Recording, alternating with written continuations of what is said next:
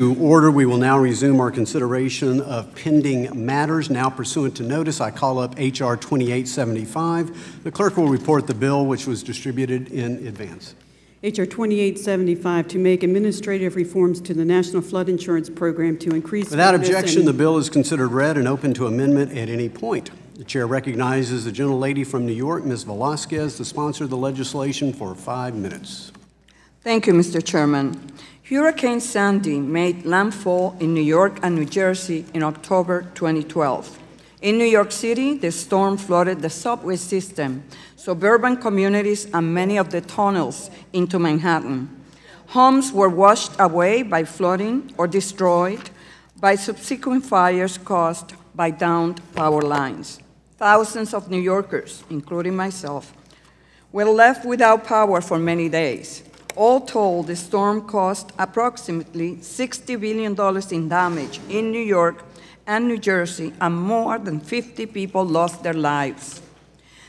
As if the emotional devastation and tremendous monetary cost of catastrophic flooding events like Sandy were not enough, multiple studies and evidence produced following the storm indicated systemic problems in the Write Your Own program and its claim processing system due to FEMA's lack of oversight and proper management of the program.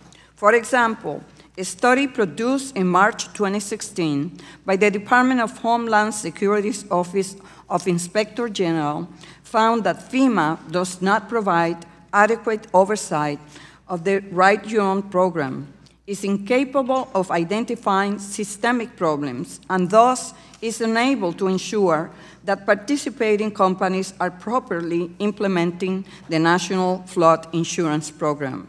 Further, in August 2016, the New York State Attorney General, Eric Schneiderman, released a report identifying several fundamental flaws related to both the scope of coverage and the structural damage assessment process of the Write Your Own program. Accompanying Schneiderman's report was a 50-point indictment charging an individual and his former engineering firm with allegedly altering engineering reports prepared in connection with the assessment of structural damage of residential properties from Superstorm Sandy. Problems like this were acutely felt by many of my constituents. Given the lack of adequate oversight and proper management of the Write Your Own program, it has become necessary to reform the program in a meaningful way. That is why, for the past year, I have worked with constituents, advocates, industry, and FEMA to make impactful reforms to the program. Today, I'm proud to sponsor H.R. 2875, the National Flood Insurance Program Administrative Reform Act of 2017. Many provisions in this bill have bipartisan support and have been supported by Republican and Democratic witnesses. This bill will improve the language and disclosures in the standard flood insurance policy, enhance the administration of the claims and adjudication process, create penalties for fraud and false statements, and create a pilot program for Write Your Owns to inspect pre-existing structural conditions of insured and pre-insured properties. I want to thank the ranking member for her leadership on this issue, as well as Chairman Herzelin and Representative Duffy for their pledge to improve the claims processing system and their commitment to working in a bipartisan manner on this issue. I urge the committee to adopt this important bill, and I thank you, Mr. Chairman. I yield back. Gentlelady yields back. Chair will yield to himself. I want to thank the gentlelady from New York. She has worked with us and members on our side of the aisle, certainly including Mr. Zeldin and Mr. MacArthur, whose constituents also were impacted so adversely by Sandy, and so many lessons were learned in that effort. I want to thank the gentlelady from New York for reaching out early in order to work with the majority side of the aisle so that we could craft a bipartisan approach here. I think the gentlelady has a thoughtful piece of legislation that not only will bring greater fairness and accountability to the claims process, but also, again, raises the increased cost of compliance program coverage, doubles that from $30,000 to $60,000. Again, I think there are wise ways that funds properly expended on the front end can be very helpful on the back end. Again, I think it's also important that penalties be increased for those who engage in false and fraudulent statements in the claims adjustment process. I think it is important that policyholders be given greater appeals through the process. And again, I think this is a piece of legislation that is helpful to the overall flood reauthorization program. And again, I just want to thank her for her leadership, the leadership of members on our side of the aisle, and I urge all members to support. Gentleman from Wisconsin, seek time. Would the gentleman yield? I'll yield to the chairman. Thank you. I also want to commend the gentlelady from New York and the whole delegation of Republicans and Democrats who were affected by Superstorm Sandy. As we were working through the number of ideas that the gentlelady has included in her bill, you'd note there's not one silver bullet to address all the problems that the numerous problems that took place in Superstorm Sandy. And this was a great bipartisan effort where different members were coming together to identify problems and solutions to those problems, so what happened in the aftermath of Sandy doesn't happen again.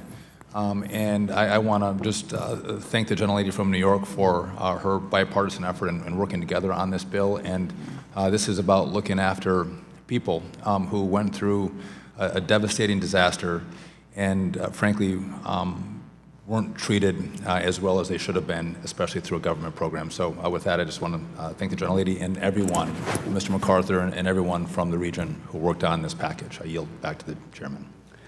I'd be happy to yield to the gentleman from New Jersey, who I think is seeking time. Yes, Mr. Chairman, thank you. Yeah, I also wanted to thank the gentlelady from New York on two sections that we worked together on. The first is Section 2, which is the increased cost of compliance. And doubling this from $30,000 to $60,000, I think is a big step. It can help avoid losses. But I think there's something very unusual in this for an insurance program, and that is it gives the director the discretion to expend these sums before a loss. One of the principles of insurance is you pay after a loss. By sometimes investing these funds before a loss, the program could in fact avoid up to $250,000 of a loss and up to $100,000 of contents loss. So I appreciate this section being included and the gentlelady for working with me on it. The second area I wanted to mention briefly is Section 8, and this just highlights something that's kind of mind-boggling to me. This prohibits FEMA from using disbarred lawyers to handle claims. It's insane to me that we would have to legislate this. But this is sometimes the bureaucratic nonsense that goes on. And in fact, disbarred lawyers were involved in responding to Sandy claims at great damage to my constituents and the gentlelady from New York's constituents and many others. So I applaud the inclusion of this as well and appreciate this bipartisan effort. With that, I yield back, Mr. Chairman. And I yield back the balance of my time. For what purpose does the ranking member seek recognition? I move to strike the last one. Gentlelady is recognized for 5 minutes. Thank you, Mr. Chairman. While I'm discouraged with the general lack of bipartisanship reflected in the bills we're marking up today, this bill is perhaps a good exception. In the aftermath of Superstorm Sandy, we all watched in shock as the media reported story after story about the hardships that NFIP policyholders faced in the process of getting their claims processed.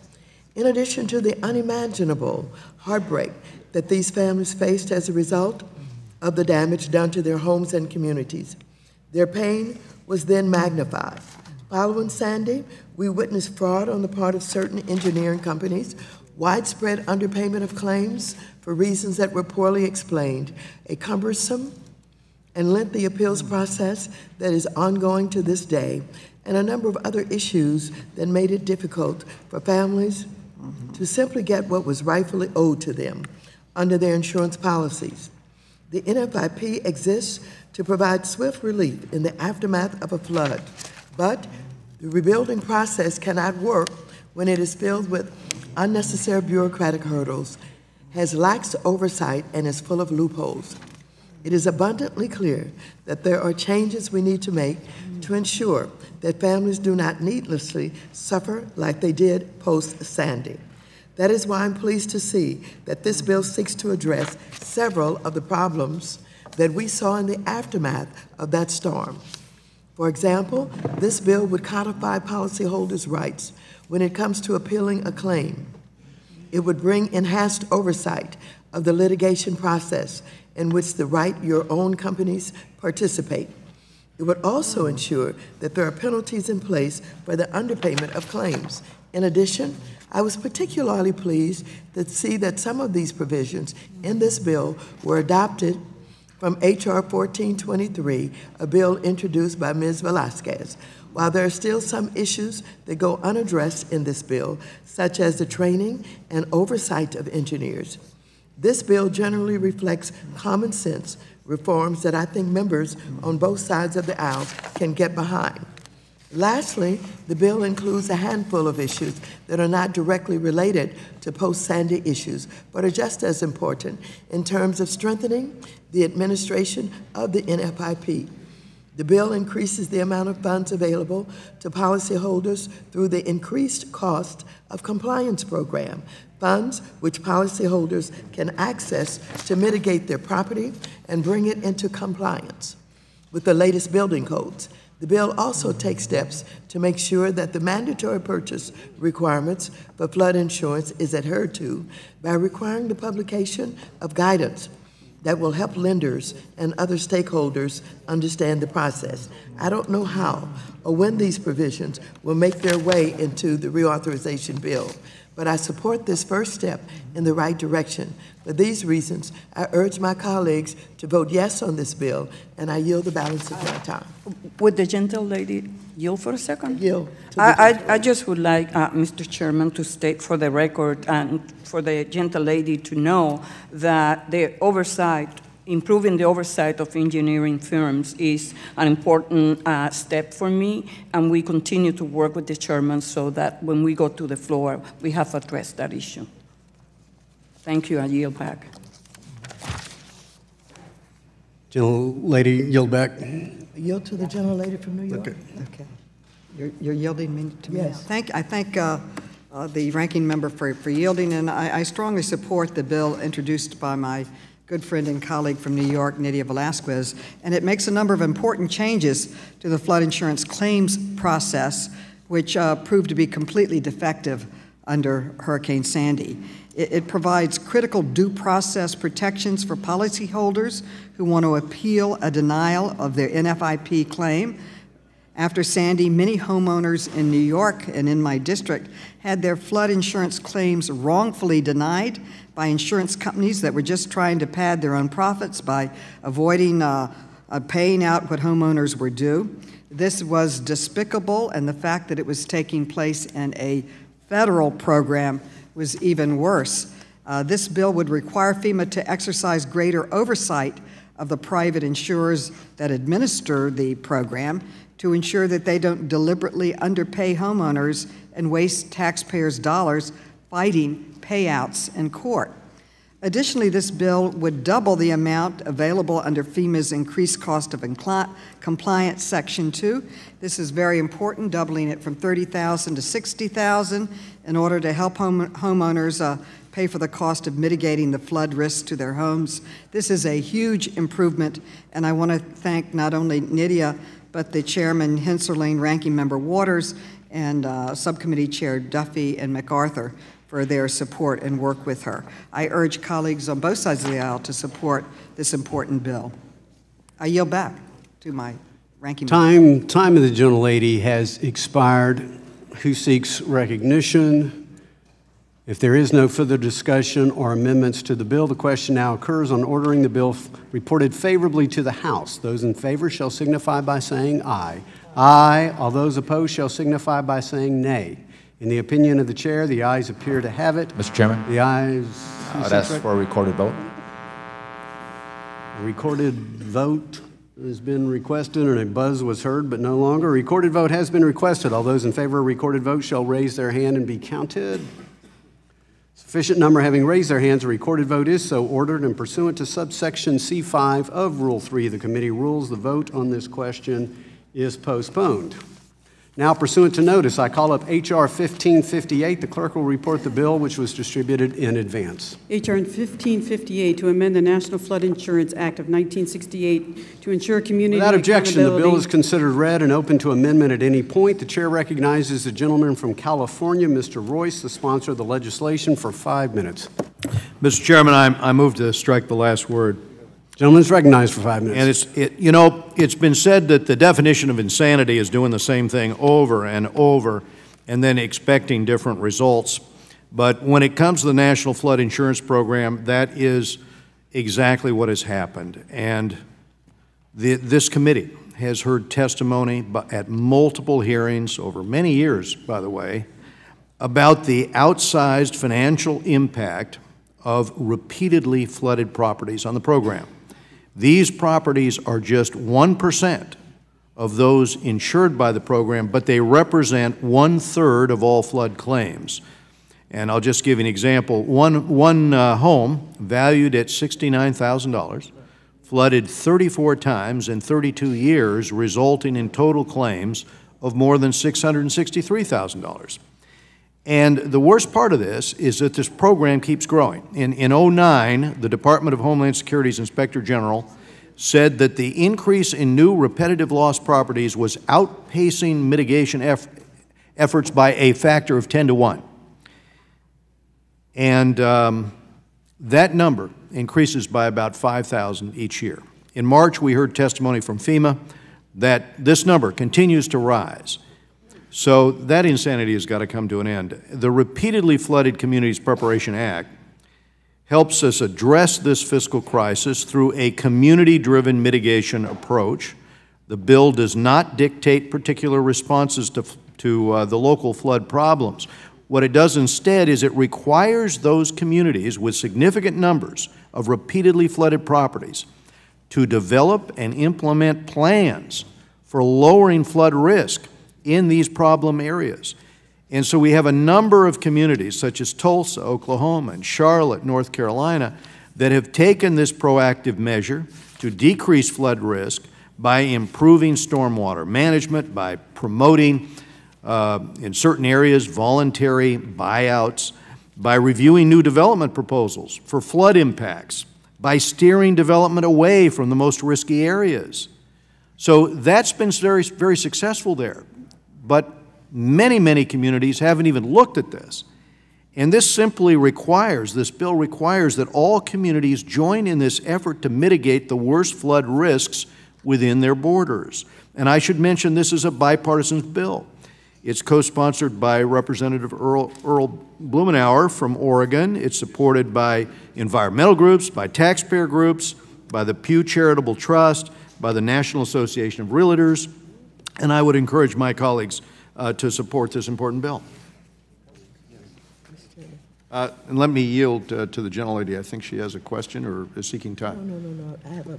No, she was not. She did not. But if you were yielding back, would you yield to the chairman? I will. Well, I thank the gentleman for his leadership and for working on a bipartisan effort. I believe that his co-sponsor is Mr. Blumenauer, if I recall correct, from the other side of the aisle. I think what's important to note here is that community participation in NFIP is critical to the future of the program. We know that communities have to be involved in the front end. But in some respects, what the gentleman from California, the gentleman from Oregon are requiring is that the communities participate throughout the process. And we all know, again, that this is a program that is highly in debt. This is a program running $1.4 billion actuarial deficit a year. You can go to CBO, you can go to GAO, you can go to FEMA and find those numbers. It is currently unsustainable. And so to require that the local communities throughout the process ensure that they do their part to make sure that this is a sustainable program is really a needed improvement to the program. Again, it has to be an ongoing commitment.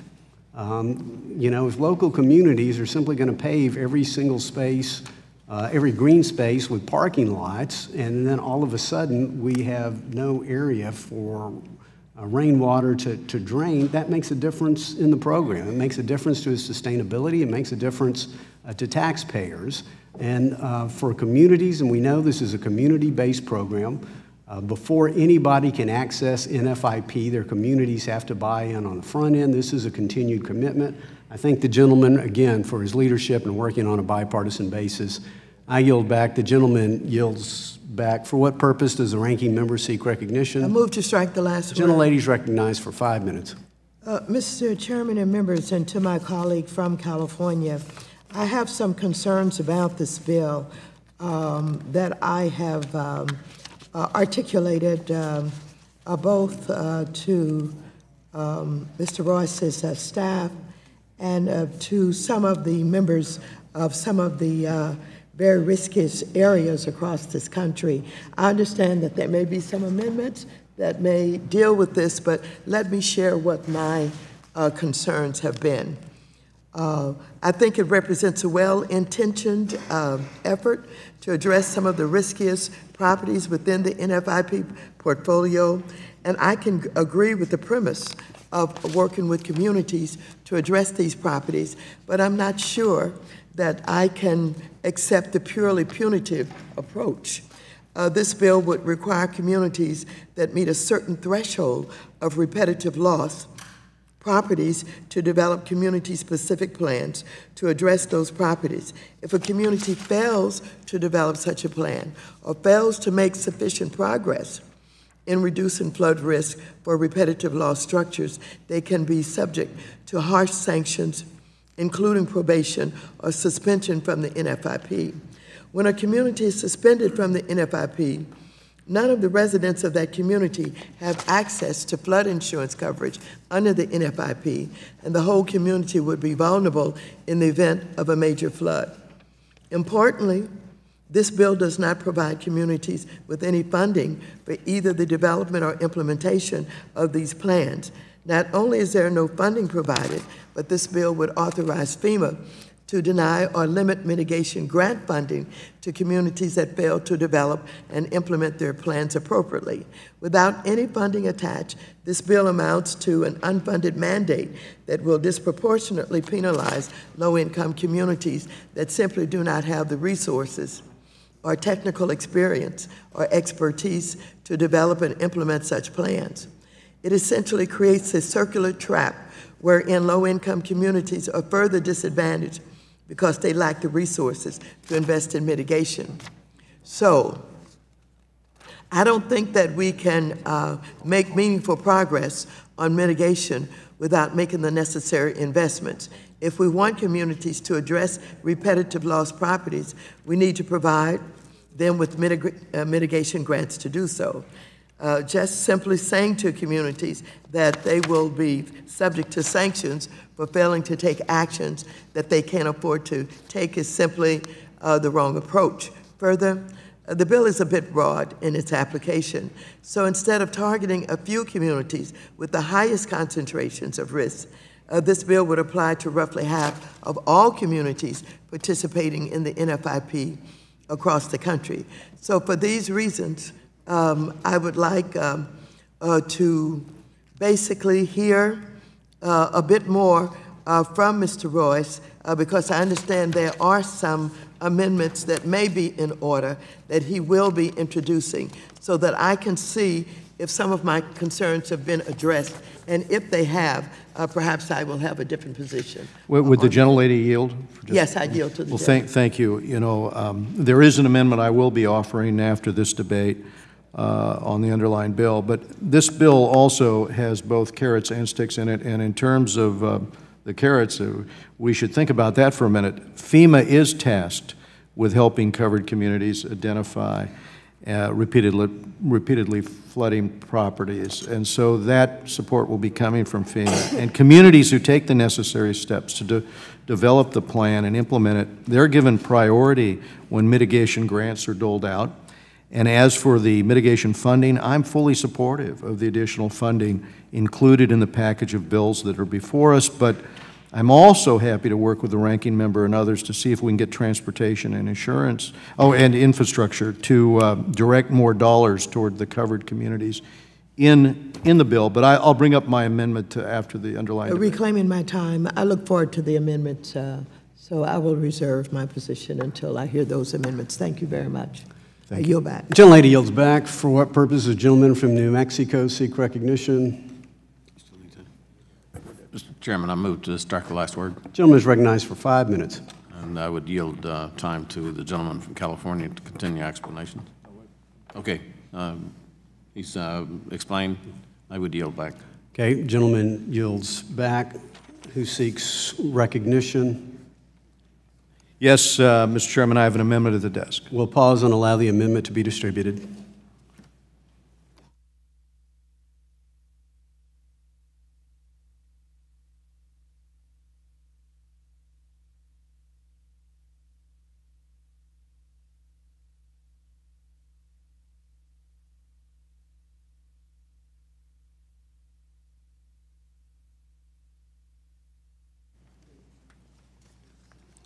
Clerk will report the amendment. Amendment offered by Mr. Royce, page 2, line 10, strike 3. Without objection, the reading of the amendment is dispensed with, and the gentleman from California is recognized on his amendment.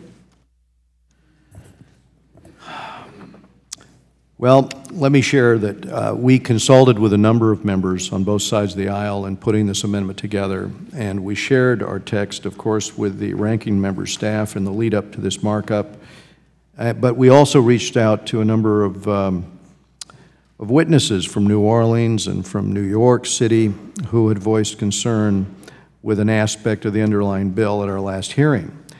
And I don't think we've secured unanimous agreement here, but the amendment is a result of those conversations and what we have learned. And first of all, the amendment does three things. It changes the shall to a may as it relates to the ultimate sanction of suspension from the program, making this an optional penalty that FEMA can apply as a last resort. It ensures ample notice and consideration, including an analysis of the availability of mitigation funding before levying any sanctions on a community for noncompliance. And it raises the threshold for repetitive lost properties to ensure that the original intent of the bill to capture those communities with greatest mitigation needs is met. And specifically, this bill is amended impacts an estimated 2% of the 22,000 NFIP participating communities. It is my understanding that Representative Maloney is prepared to offer a second-degree amendment that would remove the language directly referencing suspension or probation in the sanctions portion of the bill, and I'm prepared to support the Maloney amendment in the hope that these changes, taken as a whole, will garner bipartisan support.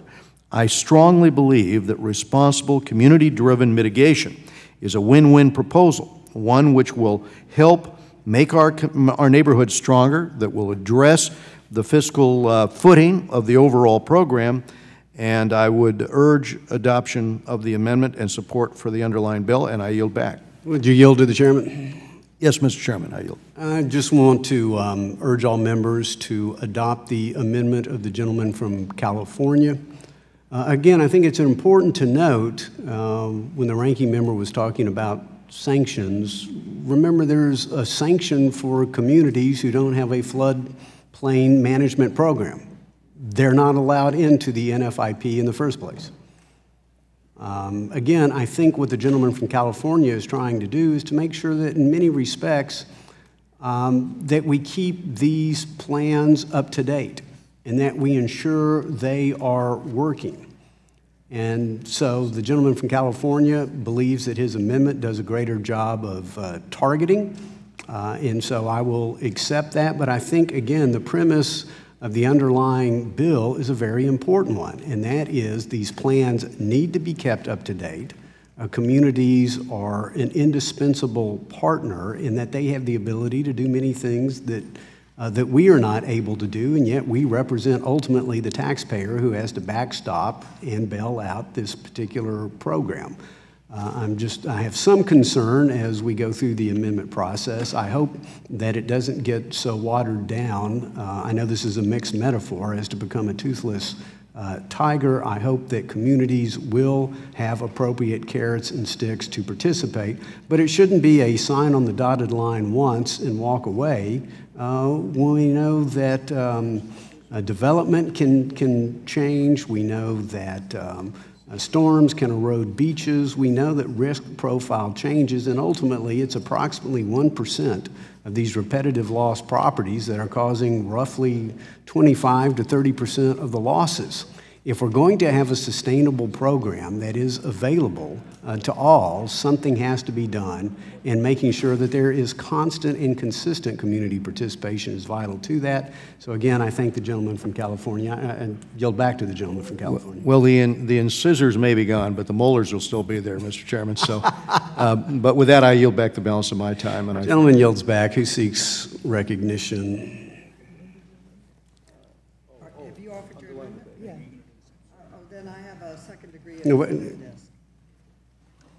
Gentlelady has a second-degree amendment at the desk. We will pause and allow the amendment to be distributed.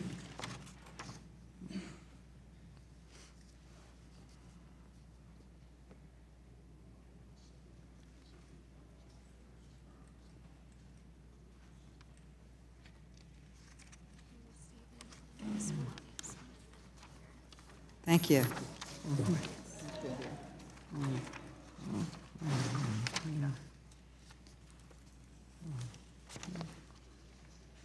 The clerk will report the amendment. Amendment offered by Mrs. Maloney to the amendment by Mr. Royce. Page 1, strike the second amendment instruction, insert the following. Page 4, strike such sanctions in line 6 and all that follows through line 10. Gentlelady is now recognized on her second-degree amendment. Thank you, Mr. Chairman, and I want to thank my good friend and colleague from California, Mr. Royce, for working with me in good faith on my amendment. My amendment would amend the sanctions provision to remove the reference to suspension from the flood insurance program.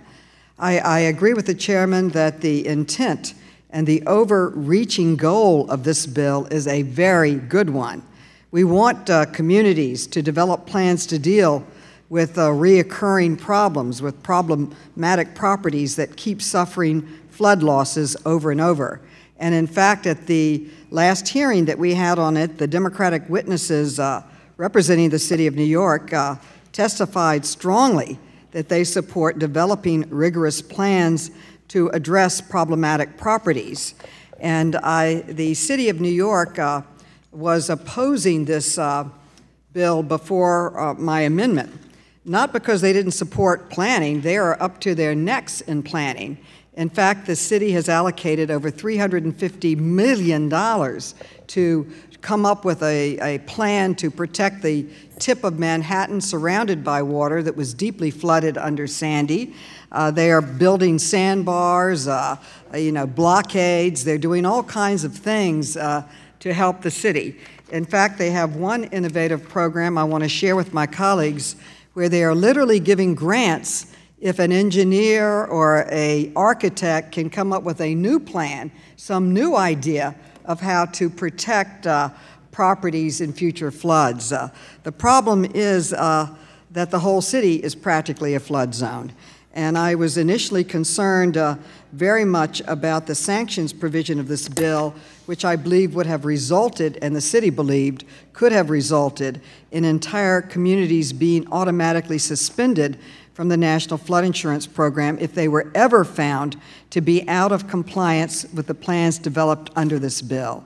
And all of New York City is considered a community. So under the flood insurance program, and we now have over 55,000 insurance policies in force. So automatic suspension from the flood insurance program would be devastating for literally thousands of New Yorkers. But after I raised my concerns and the city's concerns with Mr. Royce, he assured me that that had not been his intent.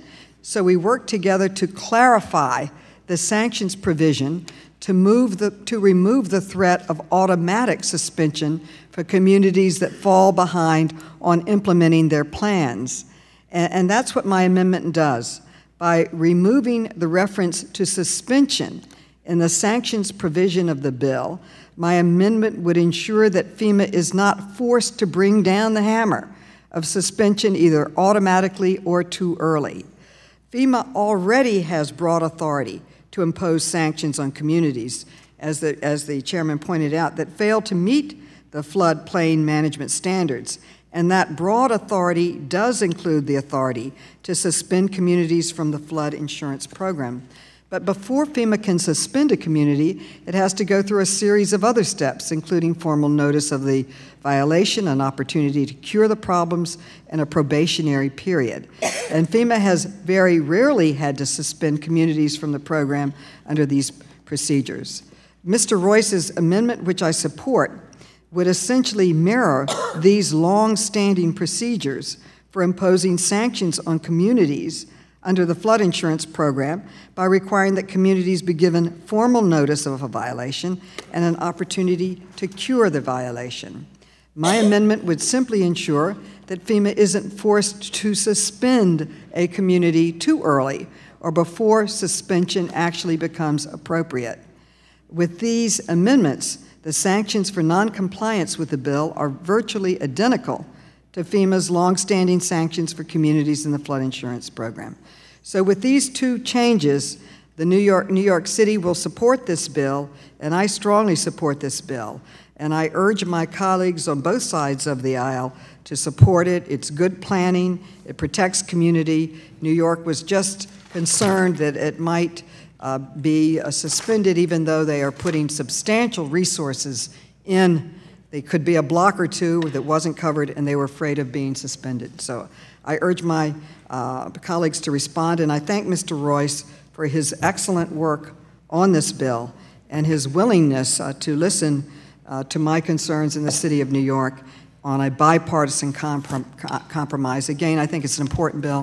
I strongly support it. Time of the gentlelady has expired. For what purpose does the gentleman from New Jersey seek recognition? Move to strike the last word. The gentleman is recognized for 5 minutes. Thank you, Mr. Chairman. I want to thank Mr. Royce as well. His amendment moved me from a no to a yes on the underlying bill. And Ms. Maloney's second-order amendment actually moves me to a much more enthusiastic yes. Let me explain what my concern was at the outset. I agree that we need to have the full involvement of all stakeholders, and that includes towns and cities. We've got 230,000 national flood policyholders in my state, and to have only 5 repetitive loss properties potentially expose a community to being tossed out of the program was of great concern to me. And I was very concerned about imposing requirements, mandates on a local town without considering their funding, their ability to actually do anything about it. I was a mayor at one point in my life, and I thought about what were my levers? What could I have really done if I had those 5 repeat loss properties in my community? And there are a few levers, really. You can't spot zone. You know, a mayor and a council can't zone a single property. And so how would they actually do something about those repeat loss properties? In my state, actually, local towns can't do floodplain management regulations at all without complying with an overriding set of state requirements. And so I was very, very concerned that the result could be local communities being tossed out of the program without any real ability to do anything about it. I think what this amendment, Mr. Royce's amendment, and even more so Ms. Maloney's amendment does is 2 things. First, the threshold was raised from 5 to 50 repeat loss properties. I appreciate Mr. Royce accepting that suggestion from me. And then secondly, and maybe more importantly, he accepted a change that the administrator of the flood program has to consider federal funding before sanctioning a local community. And I think this is a really vital change, that the administrator can't just look at a community and say, you ought to do something about this, and not consider whether there's federal funds available to help them do it. So I'm grateful for these changes. I think this bill now strikes the right balance of holding local communities accountable, but without punishing entire communities for things that may be beyond their control. So I thank the gentleman. I thank Ms. Maloney as well. And with that, and with my full support for the bill, I yield back.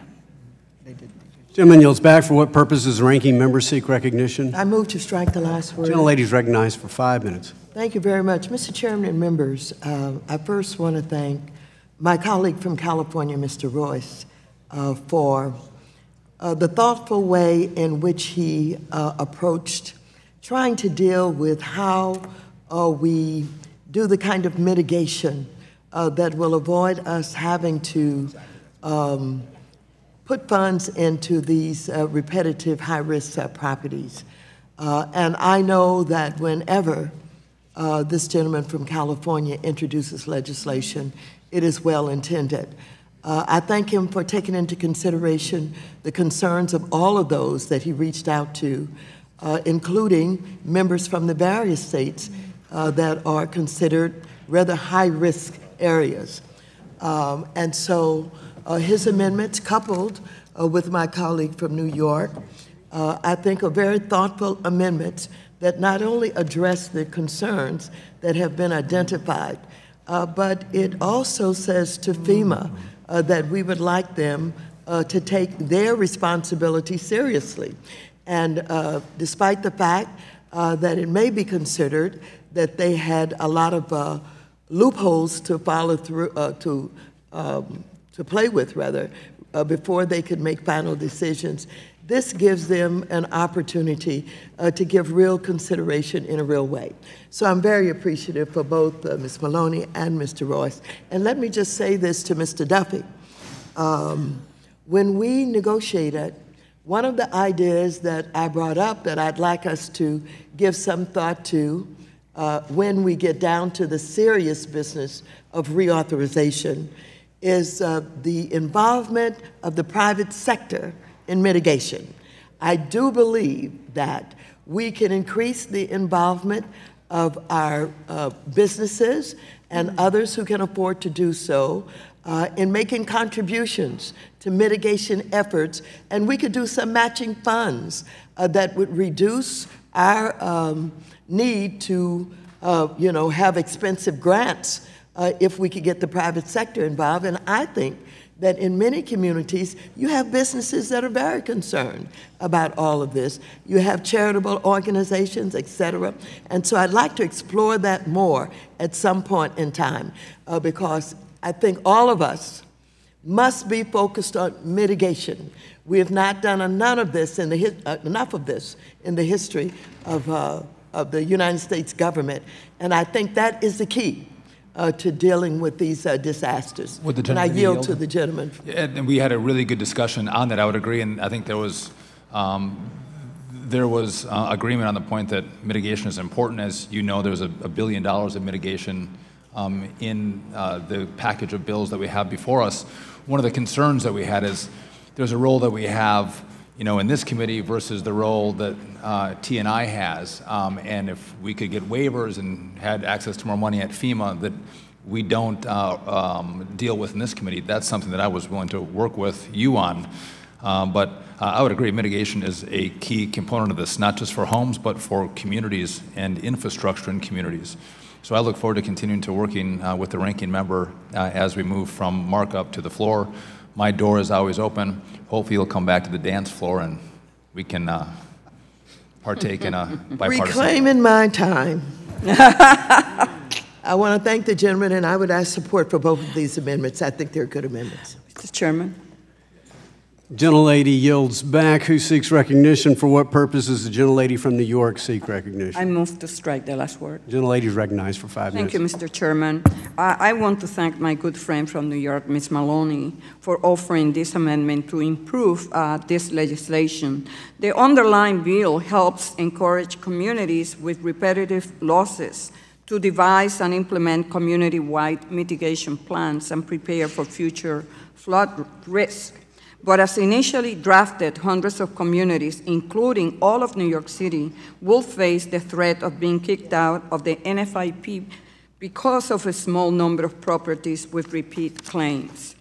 I want Mr. Royce to know that Ms. Maloney's amendment moved me to vote yes on this bill.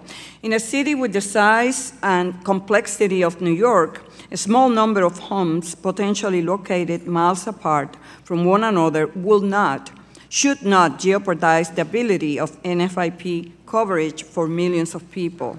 I want to credit Ms. Maloney for working with Mr. Royce to address this concern for not only New Yorkers, but communities nationwide. Under the amendment, communities no longer have to fear being kicked out of the program and will be given notice of non-compliance and recommendations for improvement before being subject to any sanctions. Moreover, the amendments being offered require the FEMA administrator to take a community's particular needs into account, including the level of federal funding, the portion of the community that lies within the special flood area, and other factors that might make it difficult for the communities to conduct mitigation activities before issuing penalties. Hurricane Sandy made clear the importance of flood insurance in helping homeowners recover and demonstrated the need to preserve the program for the long term. But Sandy also made clear that the program needed improvement. Encouraging community-wide mitigation plans is one of the most meaningful ways we can improve the NFIP for the long term. In my district, the community of Red Hook, one of the areas devastated the most by Hurricane Sandy, has worked tirelessly to make its neighborhood more resilient. For example, the Red Hook Integrated Flood Protection System Study is a coastal protection initiative that is currently using $100 million in federal money to study the feasibility of reducing flood risk in the area with the goal of maximizing resiliency to severe coastal flood events while taking projected sea level rise into consideration. When it comes to the NFIP, here in Congress, we need to be encouraging similar projects, and this amendment will advance that goal. I urge adoption of both of these important amendments, and I thank you, Mr. Chairman. I yield back. Gentlelady yields back. Is there further discussion? If not, the question now occurs on the amendment offered by the gentlelady from New York, Ms. Maloney, to the amendment offered by the gentleman from California, Mr. Royce. All those in favor shall signify by saying aye. Aye. All those opposed shall signify by saying nay.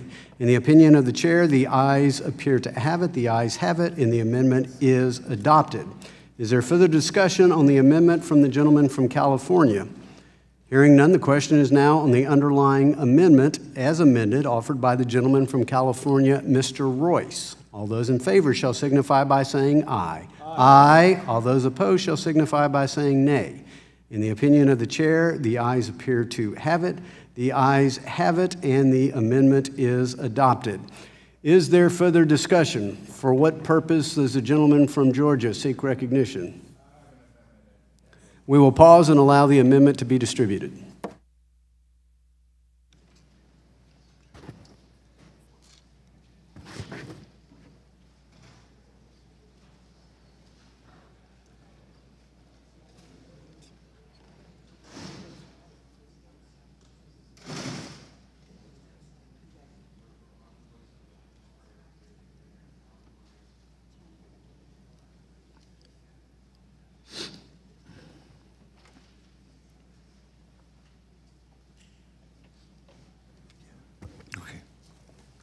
The clerk will report the amendment. Amendment offered by Mr. Scott. At the end of the bill, add the following new section. Without objection, the reading of the amendment is dispensed with, and the gentleman from Georgia is recognized on his amendment for 5 minutes.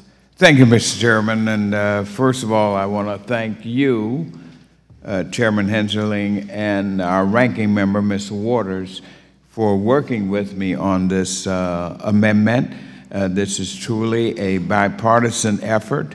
And as you know, we certainly look for great opportunities when both Democrats and Republicans can work together on an important issue, and of course this flood issue is one.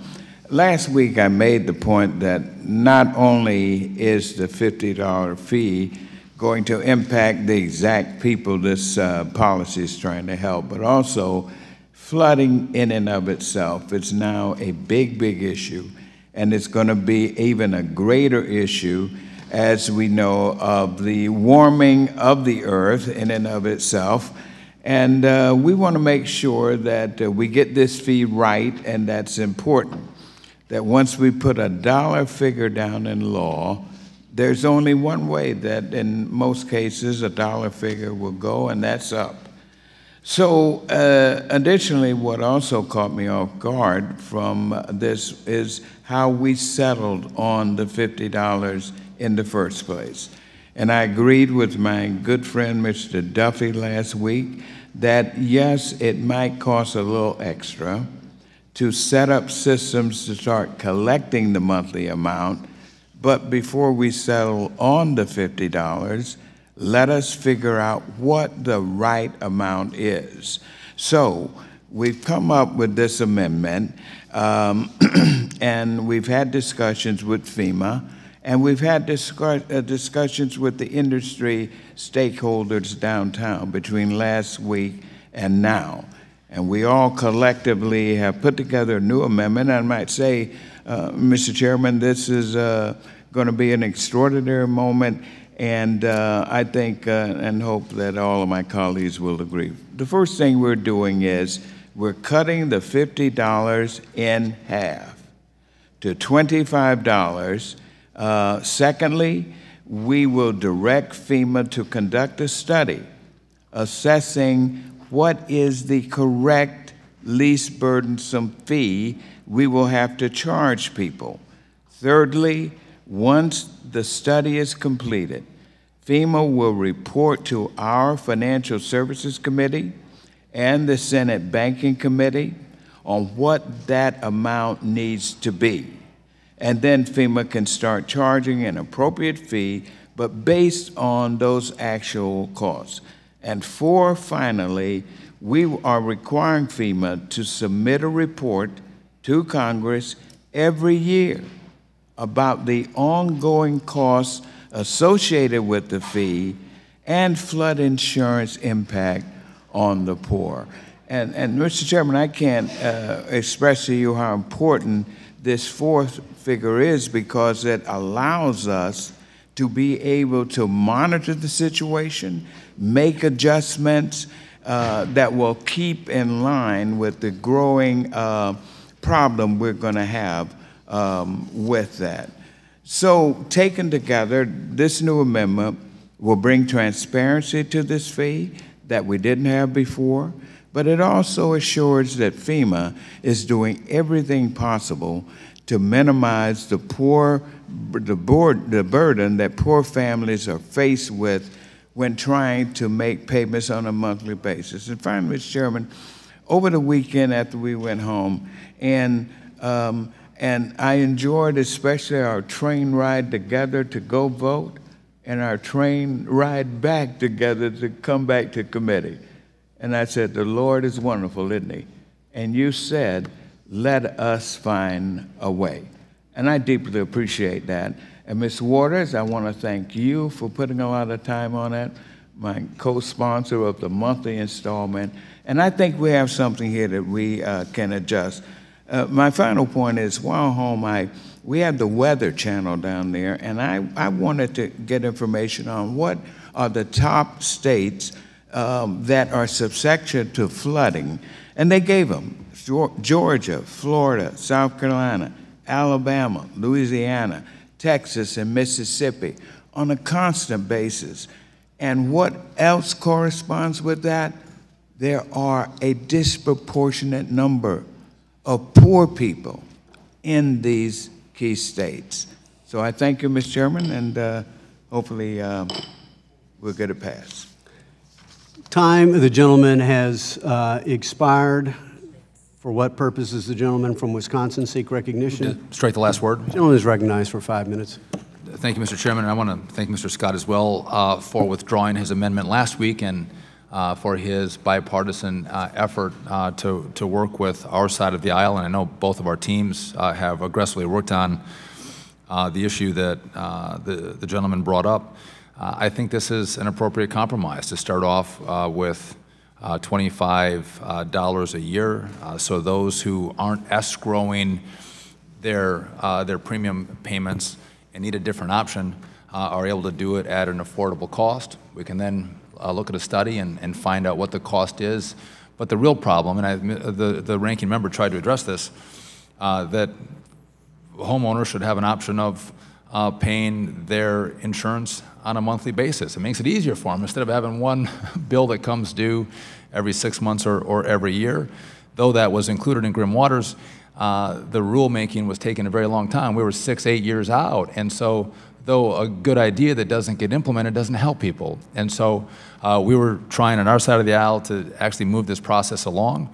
I appreciate the gentleman for pointing out this issue that $50 could be challenging for folks, and I just want to thank him and the ranking member and the chairman for all of your work to find this bipartisan compromise that's going to work for families who, again, aren't escrowing but need that option to pay their premium on a monthly basis. And with that, I would yield to the chairman. Yield to the chairman. I want to thank my friend from Georgia and thank the chairman of our H&I committee as well for their leadership. So this is the product of good faith negotiation. It's the product of a good faith compromise. I think, frankly, we always had similar, if not identical, goals. We wanted to make sure that policyholders did actually have that option to pay on a monthly basis, because for many, writing one check at one time can be a burden on a lot of working families. Again, the $50 was a ceiling.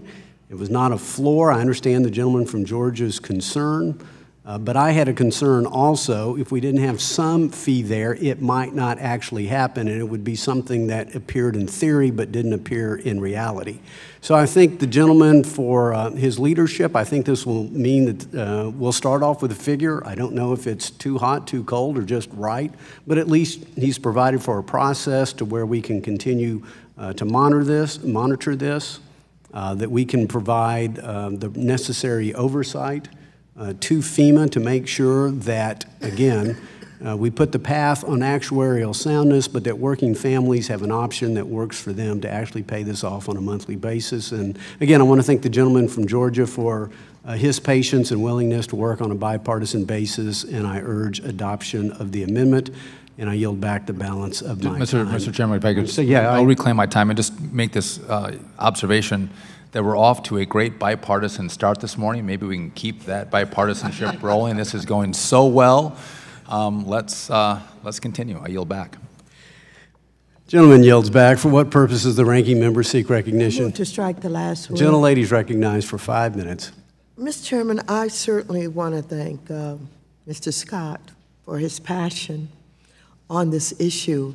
And as I watched him insist and fight and push, I became very agitated because he really should not have had to fight as hard as he fought. He's been very gracious in thanking everybody, but I think this is one area that bothers me about this Congress, about this committee, and about the way that we work with each other. We spent a lot of time talking about $50. We spent a lot of effort talking about compromising about $50, talking about poor people who were begging with us, to be able to pay in installments because they could not afford to write one check.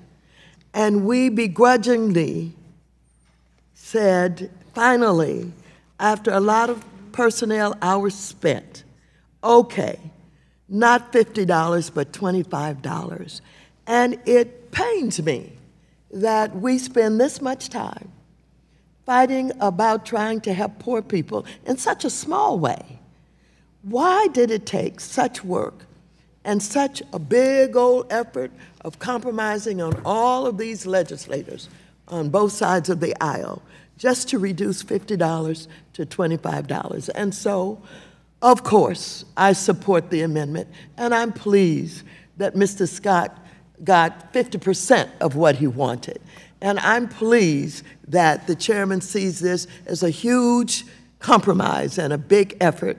I just wish that somehow we could see things a little bit differently, particularly as it relates to the most vulnerable people in our society. We spent a lot of time talking about why $50 was too generous, why they should have to pay $50 in order to have these installment payments.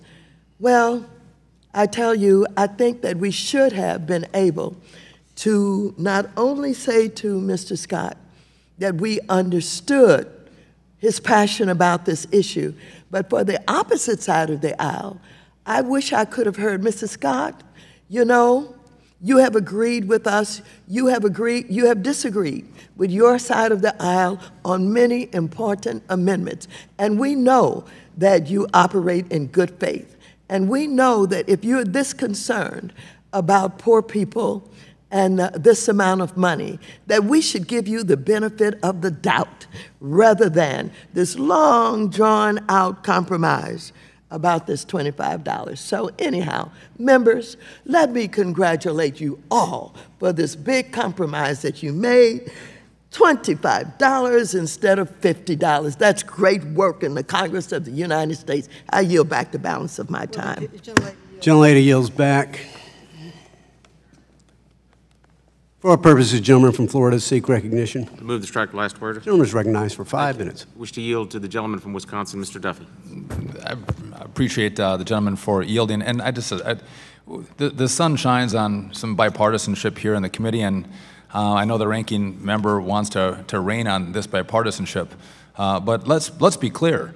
You can pass legislation and say that you're helping poor people, like we did in Grim Waters, and say, you know, we want to mandate that people are offered the ability to pay their premium every month, but if it's never implemented, people aren't helped. People weren't being helped by the language. And so we came forward with an idea that said, okay, well, if it costs money to let people pay every month, let's fix it so they have that option. And so as the chairman pointed out, this was a ceiling, not a floor. And the gentleman from Georgia said, well, I think that's a little tough, that's a little high. But to categorize what's happened in this committee as being disrespectful to the gentleman from Georgia is absolutely false. It was an unbelievable amount of respect for his amendment, that we worked together and we found a solution. That's the way the Congress is supposed to work. But I get a little bit frustrated, and maybe we're trying to project to the outside world that we don't get along. Well, frankly, this is two people from different viewpoints and sides of the aisle that come together and find a resolution that actually help people pay their premium every month. Because what was implemented before was not working. I didn't write that bill, Grim Waters. My name is not on Grim Waters, but Grim Waters tried to accomplish this goal, and it was ineffective. Well, the gentleman yield. I will not. We are effectively addressing that problem, and in a better way with the engagement of Mr. Scott. We also tried to say, after Bigger Waters, which also doesn't have my name on it, we had mass hysteria that people's premiums were going to increase to $15,000 and $20,000 and $30,000 a year. So with the Zeldin bill last week, we said, well, let's take that off the table and put a cap in of $10,000, just trying to take that argument off the table. And all of a sudden, that became a lightning rod of an issue. And the gentlelady from New York engaged and said, I mean, no, hold on a second. This is not what Republicans are trying to do over here. They're trying to take issues off the table and find bipartisanship. And I appreciate her engagement on that amendment. But again, in Bigger Waters and in Grim Waters, there was never a ceiling put into the amount of money that a policyholder would have to pay. But we did that in this bill, and all of a sudden it became a rallying cry to work against the Zeldin bill, which both sides of the aisle worked so aggressively together on and found a compromise on. And so, would the gentleman yield it's not my time, but I'm sorry. I'd yield back to the gentleman from Florida. Thank you, and Mr. Chairman, I'd like to yield to the chairman. Well, I thank the gentleman for yielding. I actually wanted to pose a question to the gentleman from Wisconsin. So without this ceiling, does that mean that under grim waters, somebody could have paid, say, a $1,000 fee in order to pay by installments? And if the gentleman from Florida would yield to the gentleman from Wisconsin? So yield. That is absolutely correct, Mr. Chairman. Could pay a $1,000 fee. Well, the and yet, if the gentleman from Florida would yield to the chairman again. So yield. So what the gentleman from Wisconsin was trying to do was actually place the ceiling where there had not been a ceiling. So I must admit, I see something completely different here from what the ranking member sees. I think, frankly, there's a lot of bipartisanship that takes place in the committee. I just lament that the ranking member chooses to participate in so little of it. I'm proud to say that particularly in the last Congress, we managed to get over 30 bills signed into law by President Barack Obama that were all bipartisan bills. Again, the ranking member didn't always choose to participate in that process. Our doors remain open. We will certainly accept telephone calls. I wish there would have been a greater willingness to negotiate. It's certainly not too late as we go to the floor. But to spend committee time decrying that we have worked on a bipartisan basis and fixed a problem in her bill is a little bit surreal to me, and I thank the gentleman from Florida for Will the gentleman yield? I yield back the balance of my time.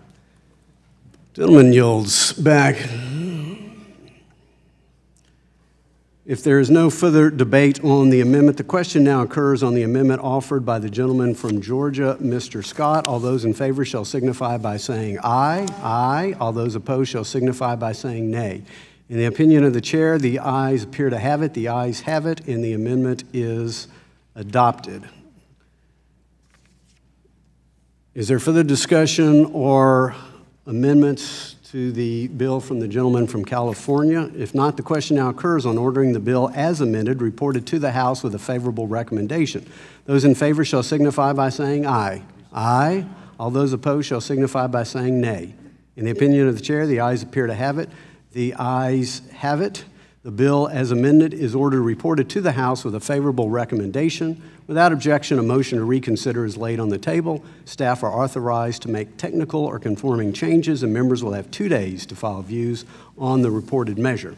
Now, pursuant to notice, I call up H.R. 1422. The clerk will report the bill, which was distributed in advance.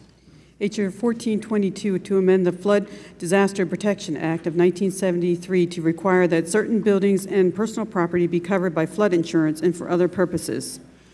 Section 1. Without objection, the bill is considered read and open to amendment at any point. The chair recognizes the gentleman from Florida, Mr. Ross, to offer an amendment in the nature of a substitute. Does the gentleman have an amendment at the desk?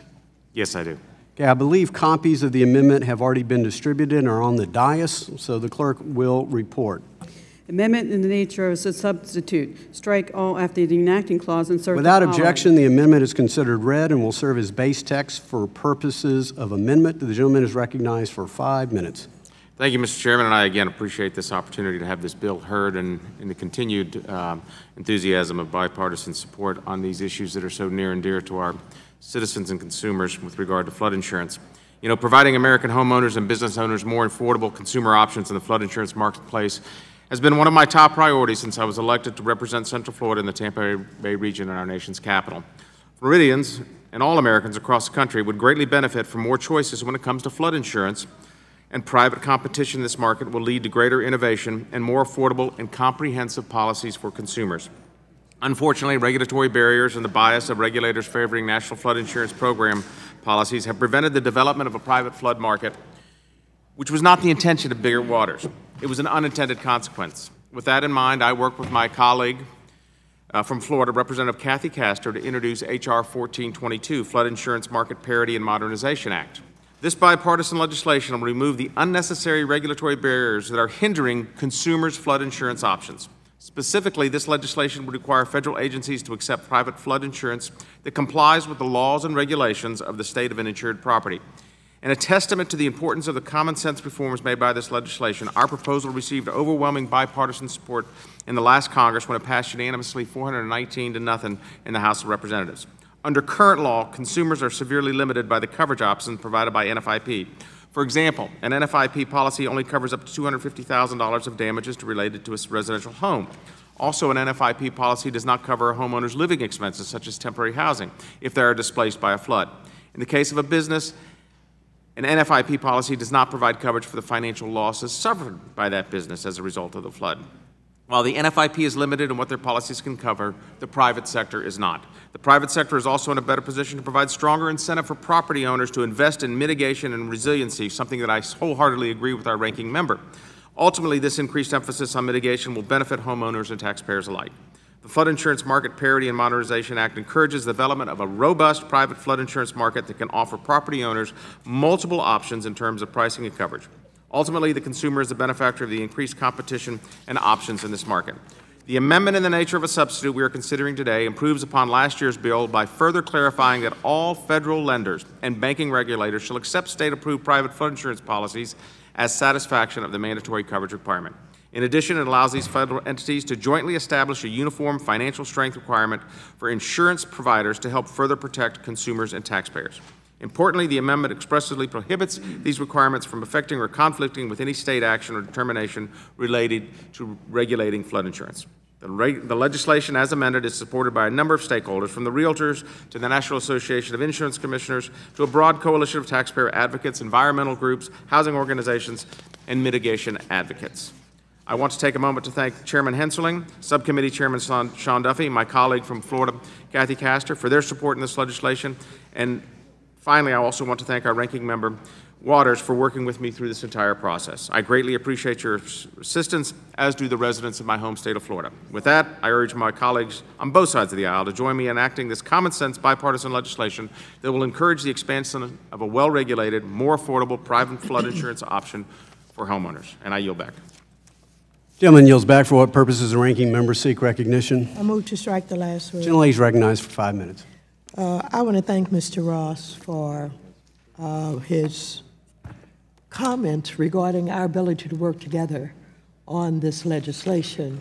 That simply defies what your chairman just said in his previous statements about the lack of cooperation by the ranking member on anything relative to compromises. So I want to thank you for correcting him, even though I know that may not have been what you intended in your statement, but I do appreciate that. This is an example of real compromise. As you know, Mr. Ross, I've had my concerns about private sector involvement because after Katrina, I was very upset about the fact that many of our private insurers just fled the market and they left, they abandoned. And so I'm still concerned about that somewhat. Also, I have concerns that they pay for the data and all the information that they need in order to do business. We can talk about that at a later date.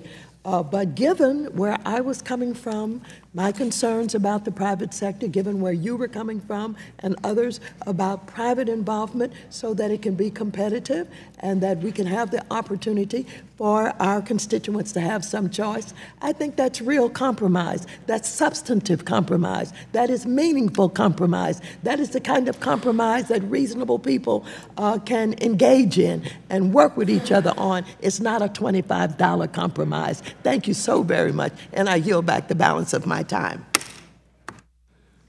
Gentlelady yields back. Who seeks recognition?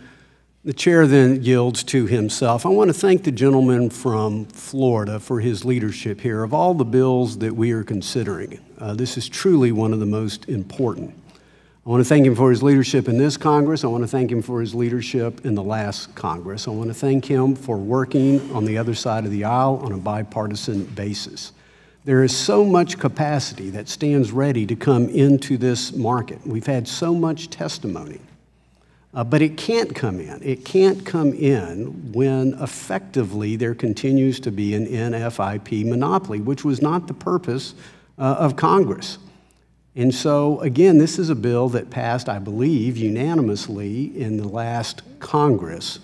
But people who need flood insurance, they need options.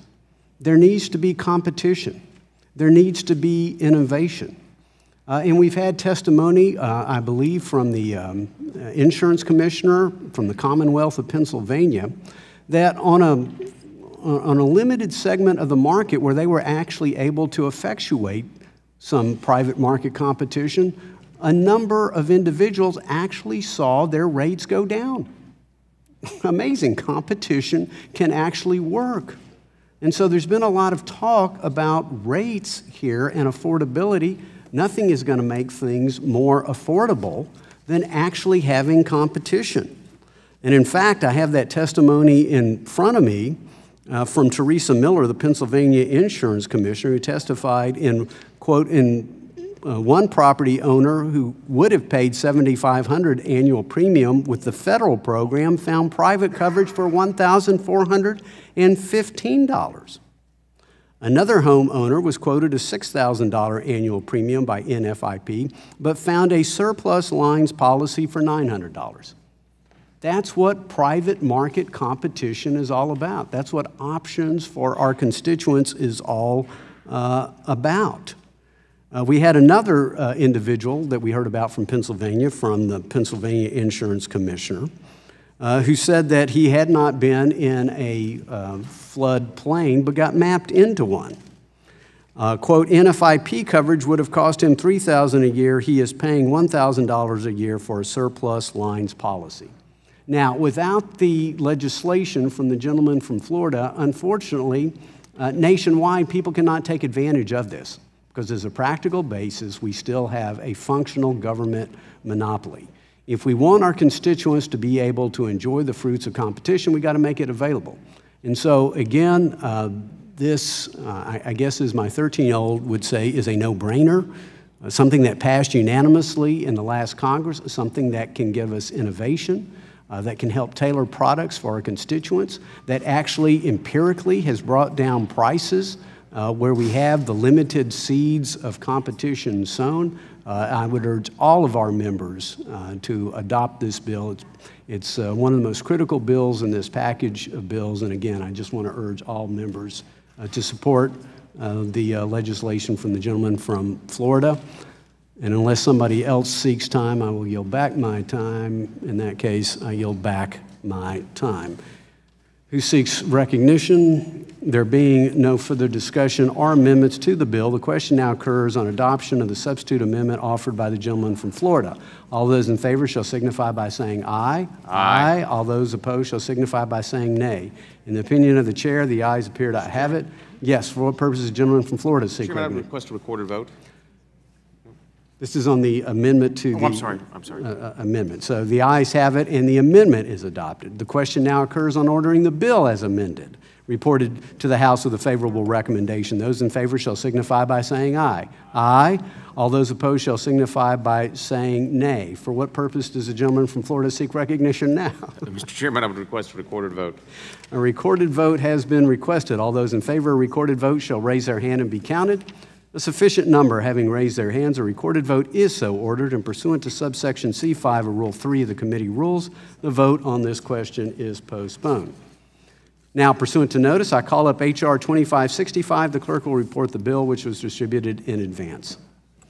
H.R. 2565, to require the use of replacement cost value in determining the premium rates for flood insurance coverage under the National Without Flood objection, the Insurance. bill is considered read and open to amendment at any point. The chair recognizes the gentleman from Missouri, Mr. Lukemeyer, the sponsor of the legislation, for 5 minutes. Thank you, Mr. Chairman. I want to thank you and your Housing and Insurance Subcommittee staff, as well as Mr. Duffy, for your steadfast support of and help on this legislation. Mr. Chairman, H.R. 2565 is a very straightforward bill. Simply put, it would require FEMA to use actual replacement cost in determining premium rates for National Flood Insurance Program policies. Pricing for private insurance policies frequently takes into account the actual replacement cost of a structure. It makes sense. Any insurance policy should factor in the amount of money that would be needed to replace a structure. It's a fundamental element of insurance. Currently, FEMA does doesn't incorporate that fundamental into its policy pricing and coverages. Rather, the agency uses a fixed national average for insured value and replacement costs when determining customer premiums. To completely ignore the value of an individual insured property runs contrary to the foundation of sound insurance policy. The current system works well if you live in a home that would cost millions of dollars to rebuild. It doesn't work so well if you live in a more modest home with a replacement cost of, say, $70,000. Let me give you a real-world example. There's a home in my district on the market for around $66,000 that's insured for a basic $60,000 NFIP policy. Under the current NFIP process, the implied replacement cost is $167,000, leaving the homeowner with a premium that is double what it should be. The true cost of FEMA's current practice is a negative impact on low to moderate income policyholders. FEMA guarantees that low-income policyholders across Missouri and the nation subsidize wealthier homeowners. To their credit, FEMA recognizes this fact. I've corresponded with the agency and discussed the concept embedded in H.R. 2565 with FEMA leadership. As a result, the agency has expressed interest in moving towards this replacement cost pricing structure and has made this comment in hearings as well. The bill we consider today gives FEMA the flexibility it needs to do just that. This legislation has a reasonable implementation line for FEMA to develop methodology to incorporate replacement cost value into pricing and develop an appropriate implementation plan. The use of pricing which incorporates replacement cost will be phased in over time with a final implementation date of 2020. And I will have an amendment shortly at the end of this discussion also to clarify the exact date on that 2020. Mr. Chairman, this sensible bill will ensure that the owners of lower value properties can stop subsidizing those higher property values as a result. As a result, some property owners, those who are presently subsidized by Americans with more modest structures, will see increased rates over time. This is not a new idea. In fact, we've taken this idea from the state of Florida, which changed to this way of rating about 10 years ago with excellent results. But this bill is about leveling the playing field and ensuring that policyholders pay a fair rate that takes into account the value of their individual structure as is commonplace in the private market. I thank the chairman for allowing the consideration of this legislation and ask my colleagues for the support. With that, Mr. Chairman, I yield back the balance of my time. Gentleman yields back. For what purposes the ranking member seek recognition? Move to strike the last Gentlelady is word. recognized for 5 minutes. Thank you, Mr. Chairman. H.R. 2565 is a perplexing approach to the issue of whether or not FEMA's current rating methodology should be improved by accounting for property-specific replacement cost value. The first part of the bill requires FEMA to study the issue and requires the study to include a feasible implementation plan for including replacement cost value in its premium rate setting methodology. This study would be transmitted to this committee and the Senate Banking Committee. If the bill stopped there, I might agree that the concept is worth review. However, the bill does not stop there. It goes further to require FEMA to implement the change. Mr. Chairman, why even bother to make FEMA go through the work of conducting a study if you apparently do not care what the results are? While I find it ridiculous to ask FEMA to conduct a study only to ignore the results of the study, I also have some concerns about the substance of the bill. While I understand that FEMA currently uses an average replacement cost value when determining its premium rates, we have to be careful about the unintended consequences, changes that would make flood insurance more expensive for many policyholders across the country. Yes, we want FEMA to be more precise in its rating, but until we have robust affordability solutions to deal with situations in which families are struggling to afford their premiums, we should be wary about making changes that could only exacerbate this growing problem. As one of the primary sponsors of Biggert-Waters Act, I know all too well that reforms that sound good on paper can have disastrous consequences for families if the full extent of the changes are not well understood. Democrats and Republicans alike were caught off guard by the implementation challenges that arose following Biggert-Waters, and I believe that at least some of them could have been avoided if we had just asked FEMA the tough questions. We should have known exactly how much and how quickly premiums would be raised. But it isn't just Congress. Stakeholders from across various industries were surprised to learn that a bill they had all supported resulted in unintended rate shock and harm to the housing market. So, Mr. Chairman, I ask you to take heed and take the time to fully vet and consider the consequences of the changes you propose today. We need the answers to basic questions about what the final analysis will look like. If this bill becomes law, who will see premium increases, when, and how much? And what are these families supposed to do if those answers mean they can no longer afford to stay in their home, or that no one is willing to buy their home? Until these questions are answered, I urge my colleagues to oppose this bill, and I yield back the balance of my time. Gentlelady yields back. For what purposes, gentleman from Florida seek recognition? Move to strike the last word. Gentleman is recognized for 5 minutes. Thank you, Mr. Chairman. You know, following the 2004 and 2005 storm seasons in Florida, Florida became probably the best example of a bad example of the government being in the insurance business. Fortunately, since that time, Florida has become more of a good example. And this is one particular element where they have been a very good example with regard to the use of replacement costs and assessing the relative value of a home for insurance purposes. The path toward actuarial soundness begins with requiring the NFIP to take into account the actual replacement cost of a structure when setting premiums. FEMA's current practice of calculating premiums based on a fixed national average for insurance value and replacement costs is simply non-sustainable. Worse, this practice effectively forces lower value properties to subsidize more expensive homes and severely limits opportunities for private insurers in the marketplace. As an example given by the sponsor of the bill, we have the same situation in my district. There, for example, we've got a 625 square foot home with an actual replacement value of approximately $60,000. It's paying 2.5 times more in annual NFIP premiums than it would be under a formula that takes into account true replacement cost value. In Florida, we've been able to lower the exposure to the taxpayers under the Citizens Property and Casualty Insurance and provide a better product to those who are being insured. The consumers would rather have replacement cost as opposed to actual cash value, and would also take away the subjective assessment used by insurers in determining what the actual cash value is. Take, for example, in Southern California, where we have a $2.5 million mansion, paying 4.5 times less than it should be required to pay based on this NFIP assessment. Mr. Chairman, this is indefensible, and my colleague's bill would correct it.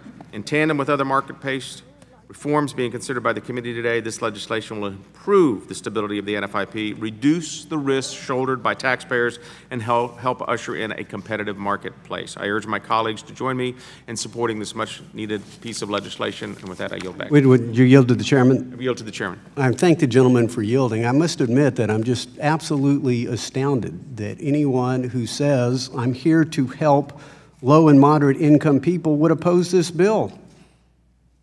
I mean, this is the bill that is helping low and moderate income people, and to a whole lot more than the tune of $25. By definition, the low income, they're paying up to the average. The high income are paying down to the average. It is inherently unfair. It is unfair to low and moderate income people who are in the program. And if you want to help them with their premiums, you will support the bill from the gentleman from Missouri. I'm just astounded at the earlier debate over so-called $25 benefit, and now we've got the ranking member opposing what could amount to hundreds and hundreds of dollars of benefit for low and moderate income people. It's frankly a surreal moment to me, and I thank the gentleman for yielding, and I urge adoption of the amendment from the bill from the gentleman from Missouri. Thank you. With that, I yield the balance to the gentleman from Missouri, Mr. Lukemeyer. Thank the gentleman from Florida for yielding. And again, I just want to address a concern that the ranking member had with regards to the study. I think it's appropriate, entirely appropriate, to give the FEMA folks the time it's going to take to ascertain what a proper rate would be for a particular risk, and to set in place the procedures and processes to be able to do that right. Just to go out and automatically flip a switch and say we're going to start assessing this at a different rate is not a very good way of doing business. I think it's appropriate that we do a study to see once where the rate should be, to make sure that we continue to have enough revenue coming into play to pay claims, as well as put in place a process by which to do this. So it seems to me to be a very responsible way to go about this. This is why this study is in here. It gives them plenty of time. The second amendment, the amendment that I will offer shortly, will give a date certain as to the end of 2020, whenever they need to have this all done, as well as beginning to implement this. And so it gives them plenty of time to do this. They're reporting back to us. We have oversight over this. We can see if they've done it right. We can make sure that this is not going to impact people in the wrong way. And again, as the chairman of the committee indicated, this is where we're going to actually help people have a fair rate on how they're paying for their insurance and not be overcharged, especially on the low to moderate income folks who are right now subsidizing the most wealthy homeowners in our country. This makes no sense at all. I mean, this is, this to me is a common sense piece of legislation. With that, Will the gentleman yield? Will the gentleman yield? It's the gentleman from Florida's time when he's up. The time of the gentleman has expired. Who seeks recognition? If no one else seeks recognition, for what purpose does the gentleman from Missouri seek recognition? If you'd hit the mic, please. Mr. Chairman, I have an amendment at the desk labeled FC001. We will pause and allow the amendment to be distributed. Thank you, Dennis.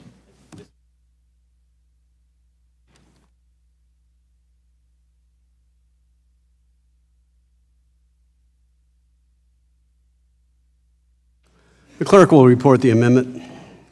Amendment offered by Mr. Lukemeyer, page 5, line 1, strike 3. Without objection, the reading of the amendment is dispensed with, and the gentleman is recognized for 5 minutes on his amendment. Thank you, Mr. Chairman. I'd like to take a moment to explain the changes incorporated in the amendment that I offer in my underlying bill, which I've just mentioned here previously. The amendment to H.R. 2565 simply alters the language to read that the pricing calculations for all NFIP policies must incorporate replacement cost by December 31st, 2020. The current language dictates that the phase-in be completed within 3 years. This change is being made in an effort to conform this legislation with other legislation the committee will consider today with regards to flood insurance policies. To be clear, this amendment is not intended to contain any meaningful policy changes. Again, it is simply an effort to bring the language in line with similar legislation on today's markup agenda. With that, I ask my colleagues for the support of this correction and yield back the balance of my time. Gentleman yields back. Who seeks recognition? For what purpose does the ranking member seek recognition? I move to strike the last one. Gentlelady is recognized for 5 minutes. I recognize that the gentleman is attempting to use this amendment to bring it in line, as he says, with other legislation. What I don't understand is whether or not FEMA has the authority to implement changes in the way that it does the assessments, and whether or not it's using the national average as opposed to the cost of the property that is to be replaced or repaired, because that is a significant consideration for me in terms of not only support of the bill itself, but the amendment that would be in line with other legislation. Well, so if the gentleman would answer that question, and I would yield to him. Okay, thank you for yielding. Yeah, FEMA has the ability to do this, and this is what this bill is trying to do, is to give them the authority, and we provide oversight with the result of the study they do. They're going to come back to us and say, hey, this is what we found, this is what we want to do, and so if we say no, then they don't do that. If we give them the yes. Reclaiming my time. Yes. My question is, can they implement prior to the legislation coming back to both houses, as you have indicated in the bill, and what good does it do if they can implement it prior to us understanding what the study is when it comes back to us? They have 1 year to do this, if I can, Mr. Ranking Member will yield. I yield to the gentleman. They have 1 year to do the study, they report back to us, and then we go from there. So they cannot implement any changes until after they have submitted it to us. Is that correct? That's my understanding, yes. And we have the opportunity, and the reason for doing this is we have the opportunity to say, yes, we agree, we disagree, we think there are some problems with this study.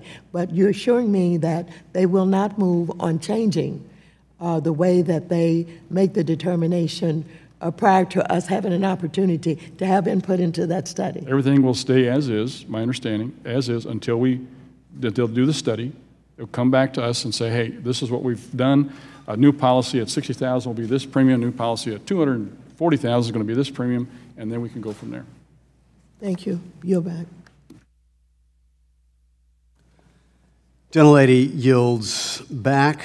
Is there any further debate on the amendment? If not, the question now occurs on the amendment offered by the gentleman from Missouri, Mr. Lukemeyer. All those in favor shall signify by saying aye. Aye. All those opposed shall signify by saying nay. Nay. In the opinion of the chair, the ayes have it. The ayes have it, and the amendment is adopted. Is there further discussion or amendments to the bill? If not, the question now occurs on ordering the bill as amended reported to the House with a favorable recommendation. Those in favor shall signify by saying aye. Aye. All those opposed shall signify by saying nay. Nay. In the opinion of the chair, the ayes appear to have it. Roll call requested. A recorded vote has been requested. All those in favor of a recorded vote shall raise their hand and be counted.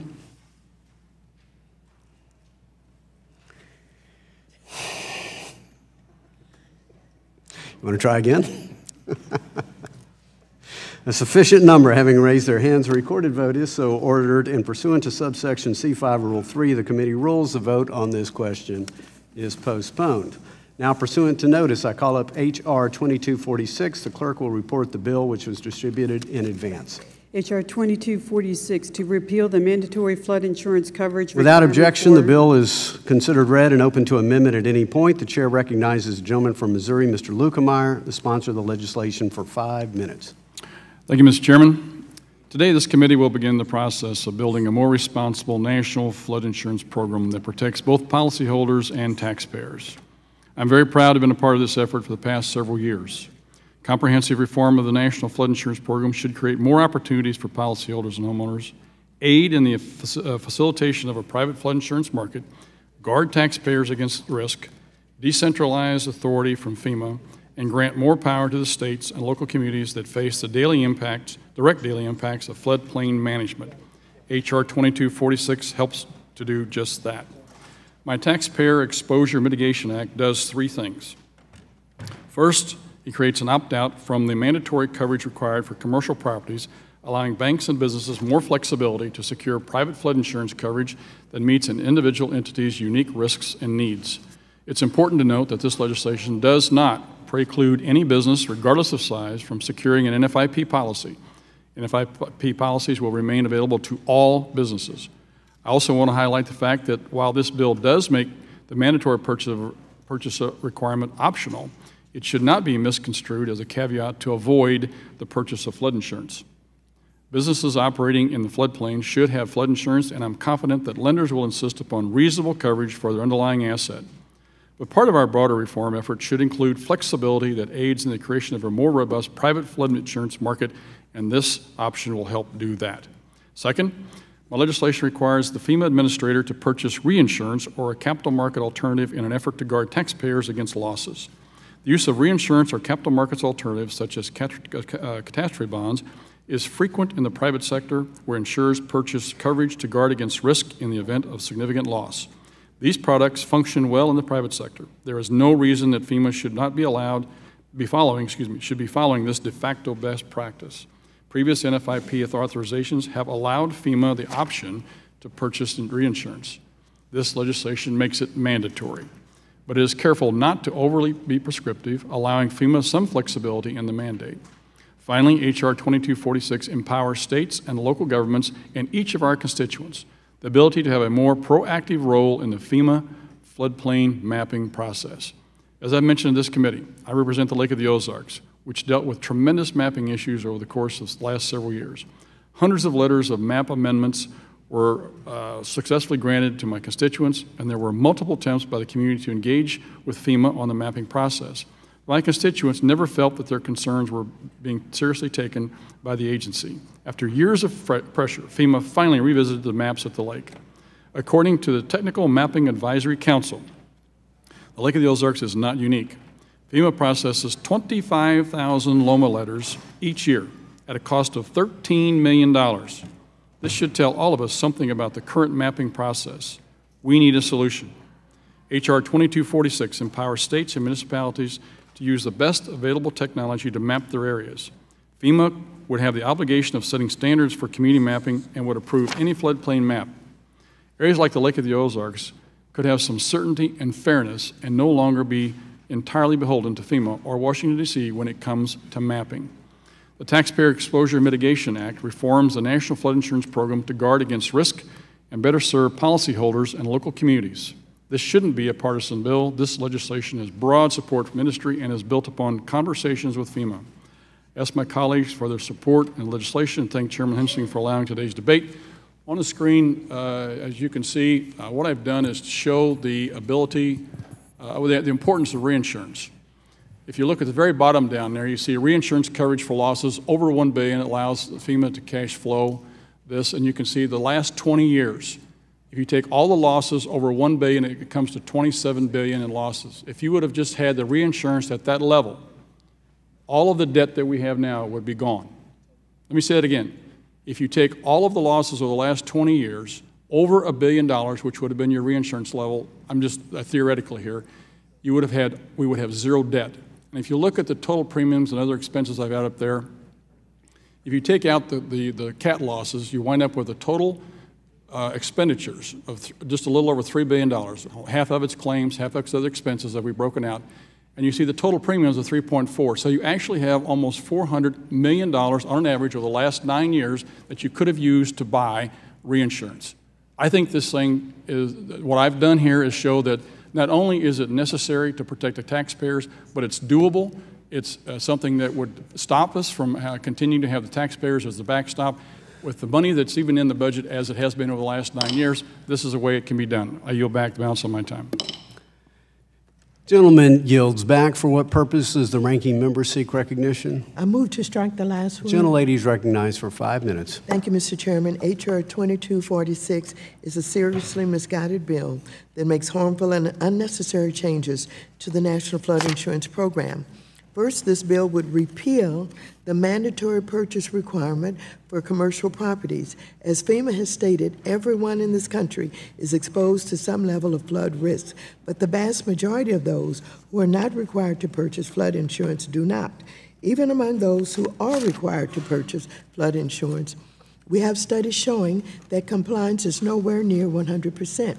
Instead of working to make sure that more properties are covered, this bill would say that all businesses, whether they are mom and pop shops or large entities, are not required to buy flood insurance, even if they are a high-risk property in a flood zone. If necessary, if large, sophisticated, and complex commercial properties do not easily satisfy the mandatory purchase requirement, we should work to address that narrow issue rather than creating a blanket repeal for all businesses. Second, this bill would also require FEMA to annually cede a portion of its risk to the private reinsurance or capital markets. This requirement makes no sense. The Biggert Waters Act clarified that FEMA has the authority to purchase reinsurance. In response, FEMA created the NFIP reinsurance program and secured its first reinsurance purchase in September of 2016. Following this successful test purchase, FEMA secured a second reinsurance purchase in February of 2017. This purchase resulted in the transfer of just over $1 billion of the NFIP's financial risk to 25 reinsurers. Further, FEMA intends to use its authority to make future reinsurance purchases. Instead of allowing FEMA the flexibility to negotiate the best deal possible for the National Flood Insurance Fund and for policyholders, this bill would legislate complicated and burdensome metrics that FEMA must first calculate before making a purchase. Further, putting pressure on FEMA to transfer more risk could give private reinsurers leverage to demand higher premiums. This portion of the bill is unnecessary at best and damaging at worst. Lastly, this bill would set up a process to replace FEMA's flood maps with alternative private or community flood maps. FEMA already has a process in place to engage communities that want to use their own resources and provide FEMA with additional data to improve their maps. I'm concerned that rather than focusing on improvements to all of FEMA's maps, this bill would merely provide wealthier communities with a way to create alternative maps.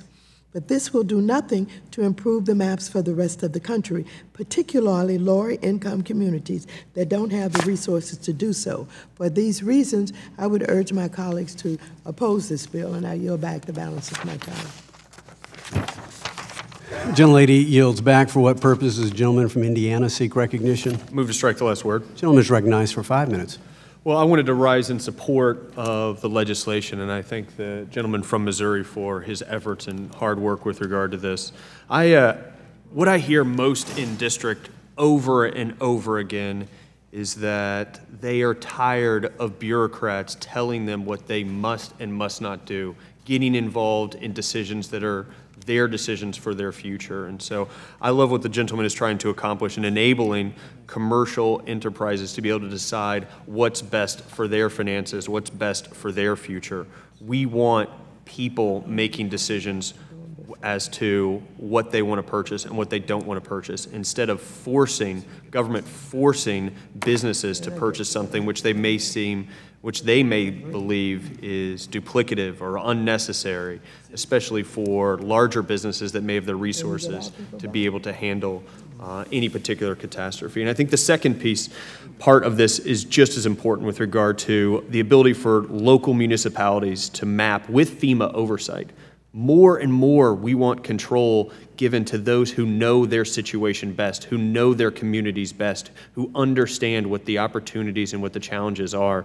And this bill, in two respects, both with the commercial option as well as the local mapping with FEMA oversight, gives more authority and more opportunity for people to be in charge of their futures, for people to be in charge of better understanding what the flood risks are and how those risks they may be able to mitigate in other ways besides insurance. And so I wanted to rise in support of the gentleman's work and really appreciate his effort. And if he doesn't need any more time, I'll yield back to the chairman. Would the gentleman yield? Yeah, I will. Yes, I will yield. I appreciate the gentleman for yielding. I also want to commend the gentleman from Missouri for his hard work on this mapping bill. I know how long and how hard he's worked on this bill and the input he's taking from across the political spectrum and industry and communities to craft a proposal that in working on flood, I mean, the biggest concern that everyone brings up is the maps. The maps don't work. The maps are horrible. I mean, I think that's the biggest complaint all of us receive, and I think the gentleman from Missouri did a fantastic job in trying to address many of those concerns. But just to highlight the fact that we are going to offload some of the taxpayer risk to the private sector, private reinsurance, and to the capital markets makes absolute sense. And though the ranking members say, well, they can already do that, well, there's a lot of things that she attempted to do in Biggert Waters and in Grim Waters that never came to pass. And so I think this language makes sense, getting a directive from Congress. Allowing communities, when FEMA doesn't come in and map or takes decades to map, that communities can take the lead and map their own communities using the most advanced technology, using standards from FEMA, but actually taking the bull by the horns and trying to get good, up-to-date maps so they know the risk profile of their community makes absolute sense. And then, finally, the commercial opt-out provision, which will increase private sector involvement in flood insurance, also I think is a smart provision of this bill. So I just want to commend the gentleman for advancing a set of ideas that I think most people who deal with the flood insurance program applaud. With that, I yield back to the gentleman. Back to the chairman. I'll yield to the gentleman from Missouri. Thank the gentleman for yielding, and I appreciate the comments from the Housing Insurance Chair.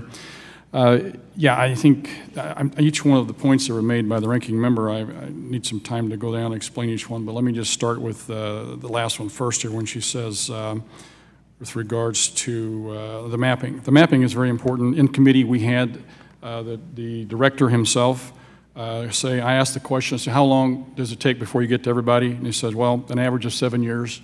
I said, well, there's a lot of folks that probably don't get to every 15 years. And he said, yeah, that's right. With the way a lot of communities grow, they need to have the ability to get these maps reviewed. And so in the bill, it says every 3 years. If FEMA does not go back and remap, then the community has the ability to go do it themselves. Some communities can, some communities can't. It's up to them. It's a matter of them. If they want to pay the bill to get it redone, that's fine.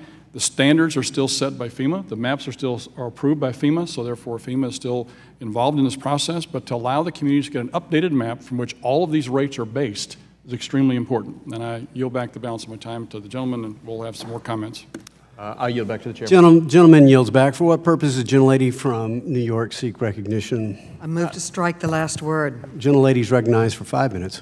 I truly want to thank Mr. Lukemeyer for his hard work on this issue, but I have mixed feelings about this bill. I believe that the commercial property exemption addresses a very legitimate problem, but the solution is overly broad. And I believe that the risk transfer requirement would raise FEMA's costs unnecessarily, which would ultimately harm policyholders and taxpayers. Under current law, commercial properties are required to have flood insurance.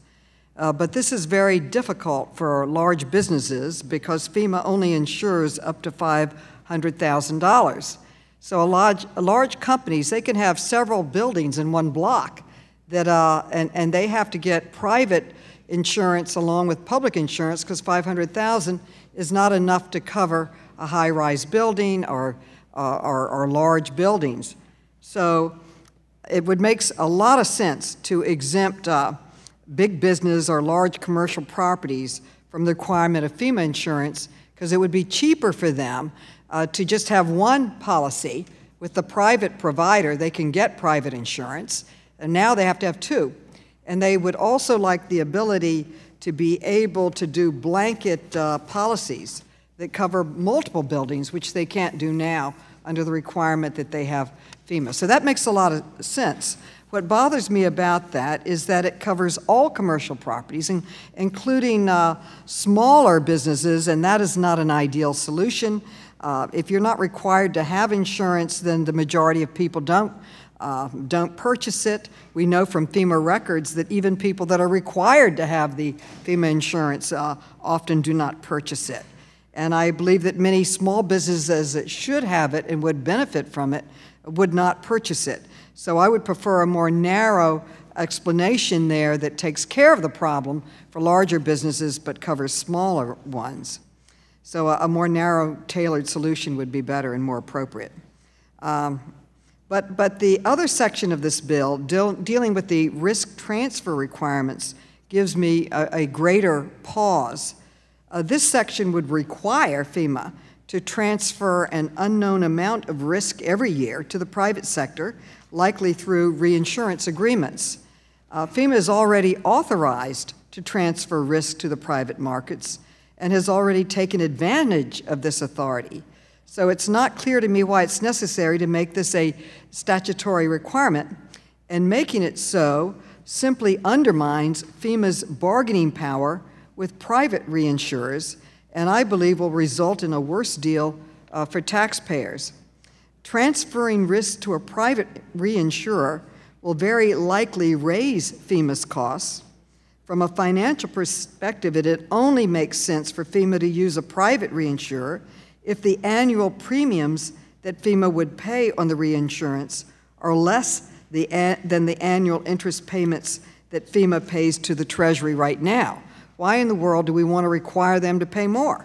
So if FEMA's annual premium payments are higher than its annual interest payments to Treasury, then using private reinsurance is a money loser for FEMA and ultimately for taxpayers. So I am not supportive of this risk transfer requirement. On balance, I think this bill raises some very important issues, and I believe it would, but under the way it's written now, I believe it would cause more harm than good, and I urge the chairman to work with others, including Democrats, on making these changes that I suggest before going to the floor. At this point, I am going to oppose this bill, and I yield back the balance of my time. Gentlelady yields back. For what purpose does the gentlelady from New York seek recognition? Move to strike the last word. Gentlelady is recognized for 5 minutes. Thank you, Mr. Chairman, and I want to commend the gentleman from Missouri for this vitally important amendment.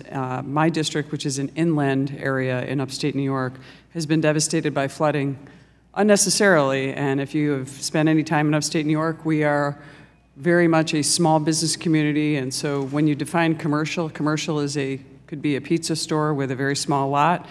It could be a larger manufacturing facility, but it runs the gamut. And so I'm really grateful for not just the amendment on the commercial properties, but getting to the other substantive issues on this amendment and why they're so critically important.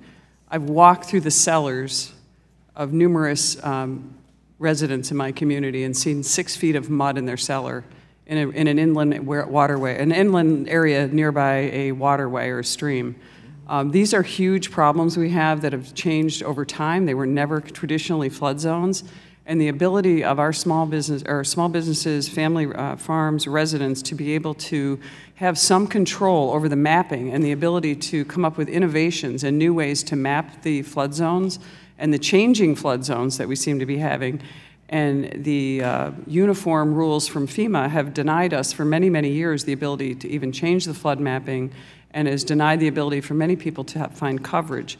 Also, the appeals process is really important for my community, and the fact that now we can actually challenge some of the mapping and actually come up with our own is going to be vitally important to restoring many people to finally have some stability and to be able to have some property values back in their homes. This has caused a huge problem in an area where we are seeing less than a dynamic economy in terms of property values, and some of it being caused in a rather artificial way by the flooding that we've experienced. And so to have the ability to remap, to use our own innovation, our own local knowledge, our ability to be able to find ways to preserve these properties, preserve the value, and have a more efficient appeals process, and something that's, as the chairman noted, 7 years to get a response in some cases. I'm still dealing with the flooding issues in my district, which occurred, many of them in 2013. So we are still trying to resolve those issues. If this is any step, and I'm hoping it will be, and I'm sure it will be, a step closer to having our own way of mapping, a more efficient way, a better system for really calculating the true flood zones, and for providing an appeals process to our citizens, this amendment is going to be such much needed relief to our citizens, and I encourage all of my colleagues to support this and to help our upstate communities where we've been ravaged by floods over the last several years. Thank you so much, and I yield back my time. Would you yield to the chairman?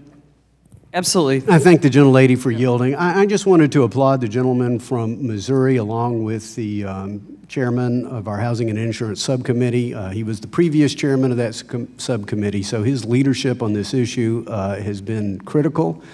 I want to urge all members to adopt Chairman Luekemeyer's legislation here. Number one, had FEMA already been engaged in ceding a portion of the risk to private reinsurance or our capital markets, we wouldn't necessarily have to have this bill, but they haven't been doing it. But for the dogged leadership of the gentleman from Missouri, they wouldn't even be dipping their toe into the water.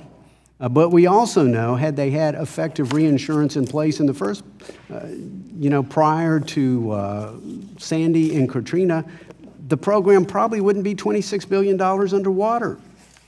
And so it is a necessary aspect of what we need to do to make sure that this is a sustainable program. Next, if there's any complaint I've heard in the program, it's mapping, mapping, mapping.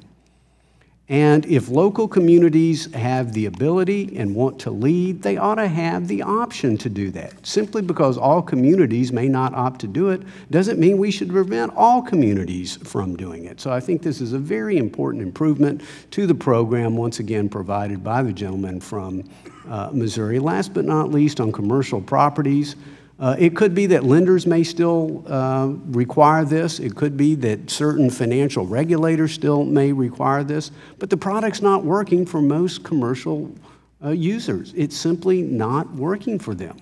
And so they ought to have the sophistication. They will decide how to best protect their financial interest, and they shouldn't be mandatorily part of the program. Again, it's a product that's not working. They're sufficiently sophisticated to figure out what needs to be done. But again, I want to thank the gentleman from Missouri for his leadership. I thank the gentlelady from New York for yielding. Who seeks recognition? If nobody else seeks recognition, oh, I'm sorry. Was the gentleman from Michigan? Mr. Chairman, have an amendment to the dais. Oh, okay, I'm sorry. We'll pause and allow the amendment to be distributed.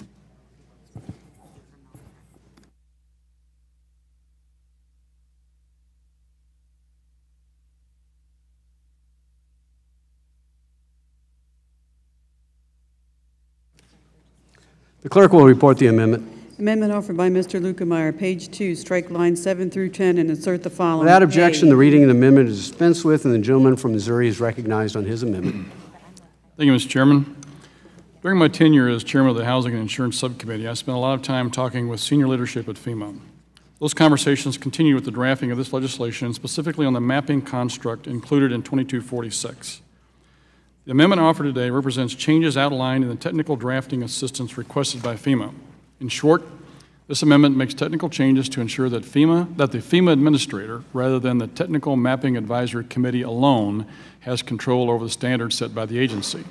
Recognizing that different communities have different means and abilities, the amendment also ensures that small and rural communities have opportunities to engage in floodplain mapping discussions equal to those afforded to larger metropolitan areas. Mr. Chairman, this amendment makes a good bill better by ensuring more accountability at FEMA and allowing it for more equitable treatment of communities regardless of resources. My amendment also adds clarity to the manner in which different types of commercial property are treated in the underlying bill. With the adoption of this amendment, any property secured with a commercial loan is eligible to opt out of the mandatory purchase requirement. Definitions used by FEMA today are complex, particularly in the multifamily housing space. The current construct treats condominiums and cooperatives differently than apartments, 4-unit buildings different than 5-unit buildings. Buildings that have a grocery store on the ground floor have a different regulatory regime than those without a grocery store on the ground floor. There isn't a valid argument to exempt certain businesses from this mandate and not others, and this body must be careful to avoid creating any sort of arbitrary two-tiered system. Earlier this week, I heard from a multifamily property owner in my district who told me that because of the way this amendment is drafted, he will enjoy the flexibility to choose a private sector flood insurance policy that better accommodates his risk and the needs of his small business. That's why I'm offering this amendment, and that's why I'm here today, to provide options and solutions to the otherwise broken system. As I mentioned in my earlier statement, this isn't to say that businesses should necessarily opt out of flood insurance coverage. I want to be clear that businesses and lenders must evaluate risk and safeguard against that risk through flood insurance where appropriate. I also want to remind my colleagues that with passage of this amendment and the underlying bill, NFIP coverages for commercial properties will remain available. The bottom line, Mr. Chairman, is that small businesses shouldn't be treated differently than large businesses when it comes to flexibility in choosing an insurance product. I ask my colleagues for the support on this non-controversial amendment. I just want to go back and touch on a couple points real quickly here with regards to this. We do some things in here to clarify the commercial language in this bill. And again, it doesn't prohibit anybody from taking out a commercial policy. All they do is they're not going to have a mandatory requirement. And I think it should be a business decision between the lender and the business person on whether they should have to take out coverage or not. I'm old enough to remember that back in the late, up until the mid-1980s, there was a difference in the mortgage rate was set by the government. And there was a difference of 0.25% between the banks and the home savings and loans folks. In the 80s, that rate was decentralized. And the thought process was that prior to that, commercial rates were negotiated. They believed that commercial people in business had the acumen to be able to discuss with their lender and negotiate across the table on what kind of rate they should pay. I think this makes common sense. This is allowing somebody with the business acumen to have a business to sit down across the table from a lender, and for the lender to sit there and say you either do or do not have to have flood insurance. If you have to have it, as a result you're highly leveraged, you go buy it, and you have a choice of picking it up from wherever you want to.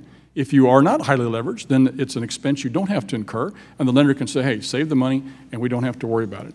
To me, it makes perfect sense to allow that to be a part of the business discussion between the lender and the borrower. I think that at the end of the day, this is what this is all about, to be able, again, to allow flexibility for the solutions, the individuals and the businesses to be able to come up with themselves. With that, Mr. Chairman, I'll yield back the balance of my time. Gentleman yields back. For what purposes ranking members seek recognition? I'll move to strike the last word. Gentlelady is recognized for 5 minutes. Thank you, Mr. Chairman. This amendment would expand the types of properties that would be eligible for the bill's repeal of the requirement to purchase flood insurance. I oppose the underlying bill for for repealing the mandatory purchase requirement, and I certainly oppose this amendment, which would only expand it further.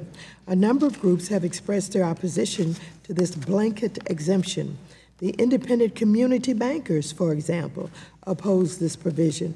Community banks, which are already stretched so thin, would be at a serious disadvantage if this bill were enacted.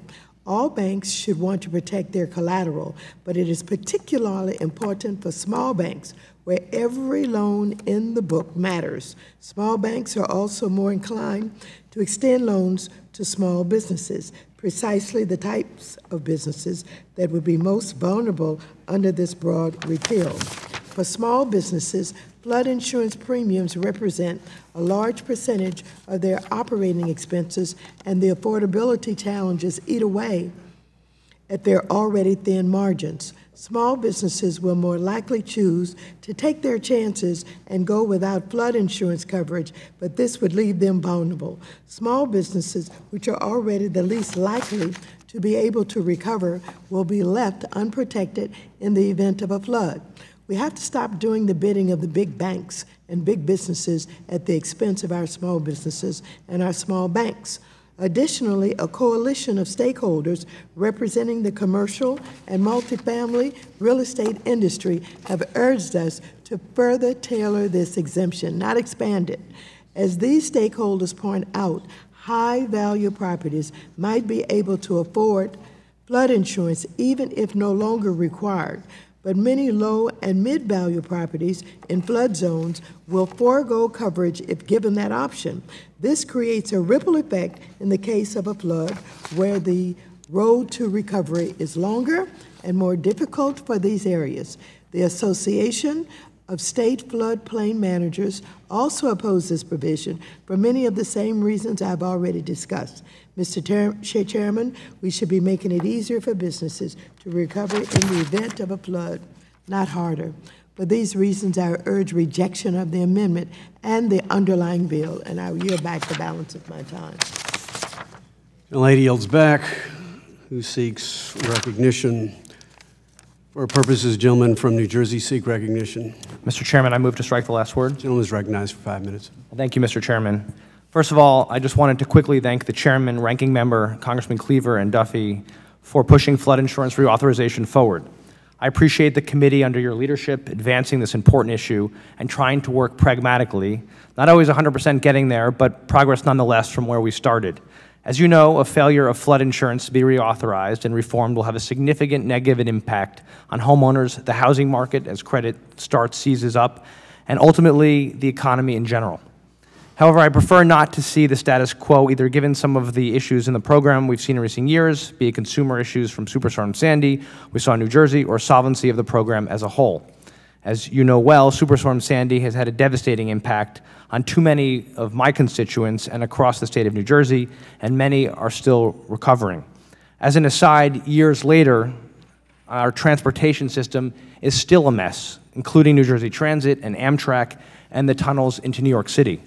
I also want to simply thank Congressman Lukemeyer for his work on this bill. I'm supportive of his desires to continue to reform the program. I do have concerns, however, that remain in the details. I can see that you're striving to make this program more friendly for communities, businesses, consumers, and also more stable in the long run, and I appreciate that. I know that when Congressman Lukemeyer introduces legislation, it's generally well-intended and often shows a willingness to work through the legislation process across the aisle. There's some smart ideas in here, including the NFIP exploring ways to shed risk and bring more private capital and market forces into the flood insurance space. As it stands, though, my concerns lie in protecting small businesses here and making sure a level playing field exists for banks of all sizes. As some of our colleagues have attested, we need to be careful of policies and regulations that benefit others with scale, especially after years of small businesses and community banks have been struggling. I think there's some good concepts in here, and I hope the Congressman will continue to work on it to see if we can find some changes that help all. I thank you, Mr. Chairman, and yield back my time. Gentleman yields back, who seeks recognition. For purposes, gentlelady from Ohio seek recognition. Move to strike the last one. Gentlelady is recognized for 5 minutes. Mr. Chairman and Ranking Member, I join my colleagues in also thanking you for at least allowing us to have this discussion on flood insurance, but for the comment purpose for this statement, I'd like to associate myself with the words of my colleague from New York, Mrs. Maloney. I agree that it makes sense for some large commercial properties to be exempt from the mandatory purchase requirement. For example, this requirement forces large commercial properties who are likely to have private blanket insurance policies that already cover flood insurance to buy duplicative coverage under the NFIP. By exempting all commercial properties from the mandatory purchase requirement is too broad for me to support at this time. And I just want to again thank my colleague from New York for elaborating on this more. And I yield back. The lady yields back. Is there any further debate on the amendment? If not, the question now occurs on the amendment offered by the gentleman from Missouri, Mr. Lukemeyer. All those in favor shall signify by saying aye.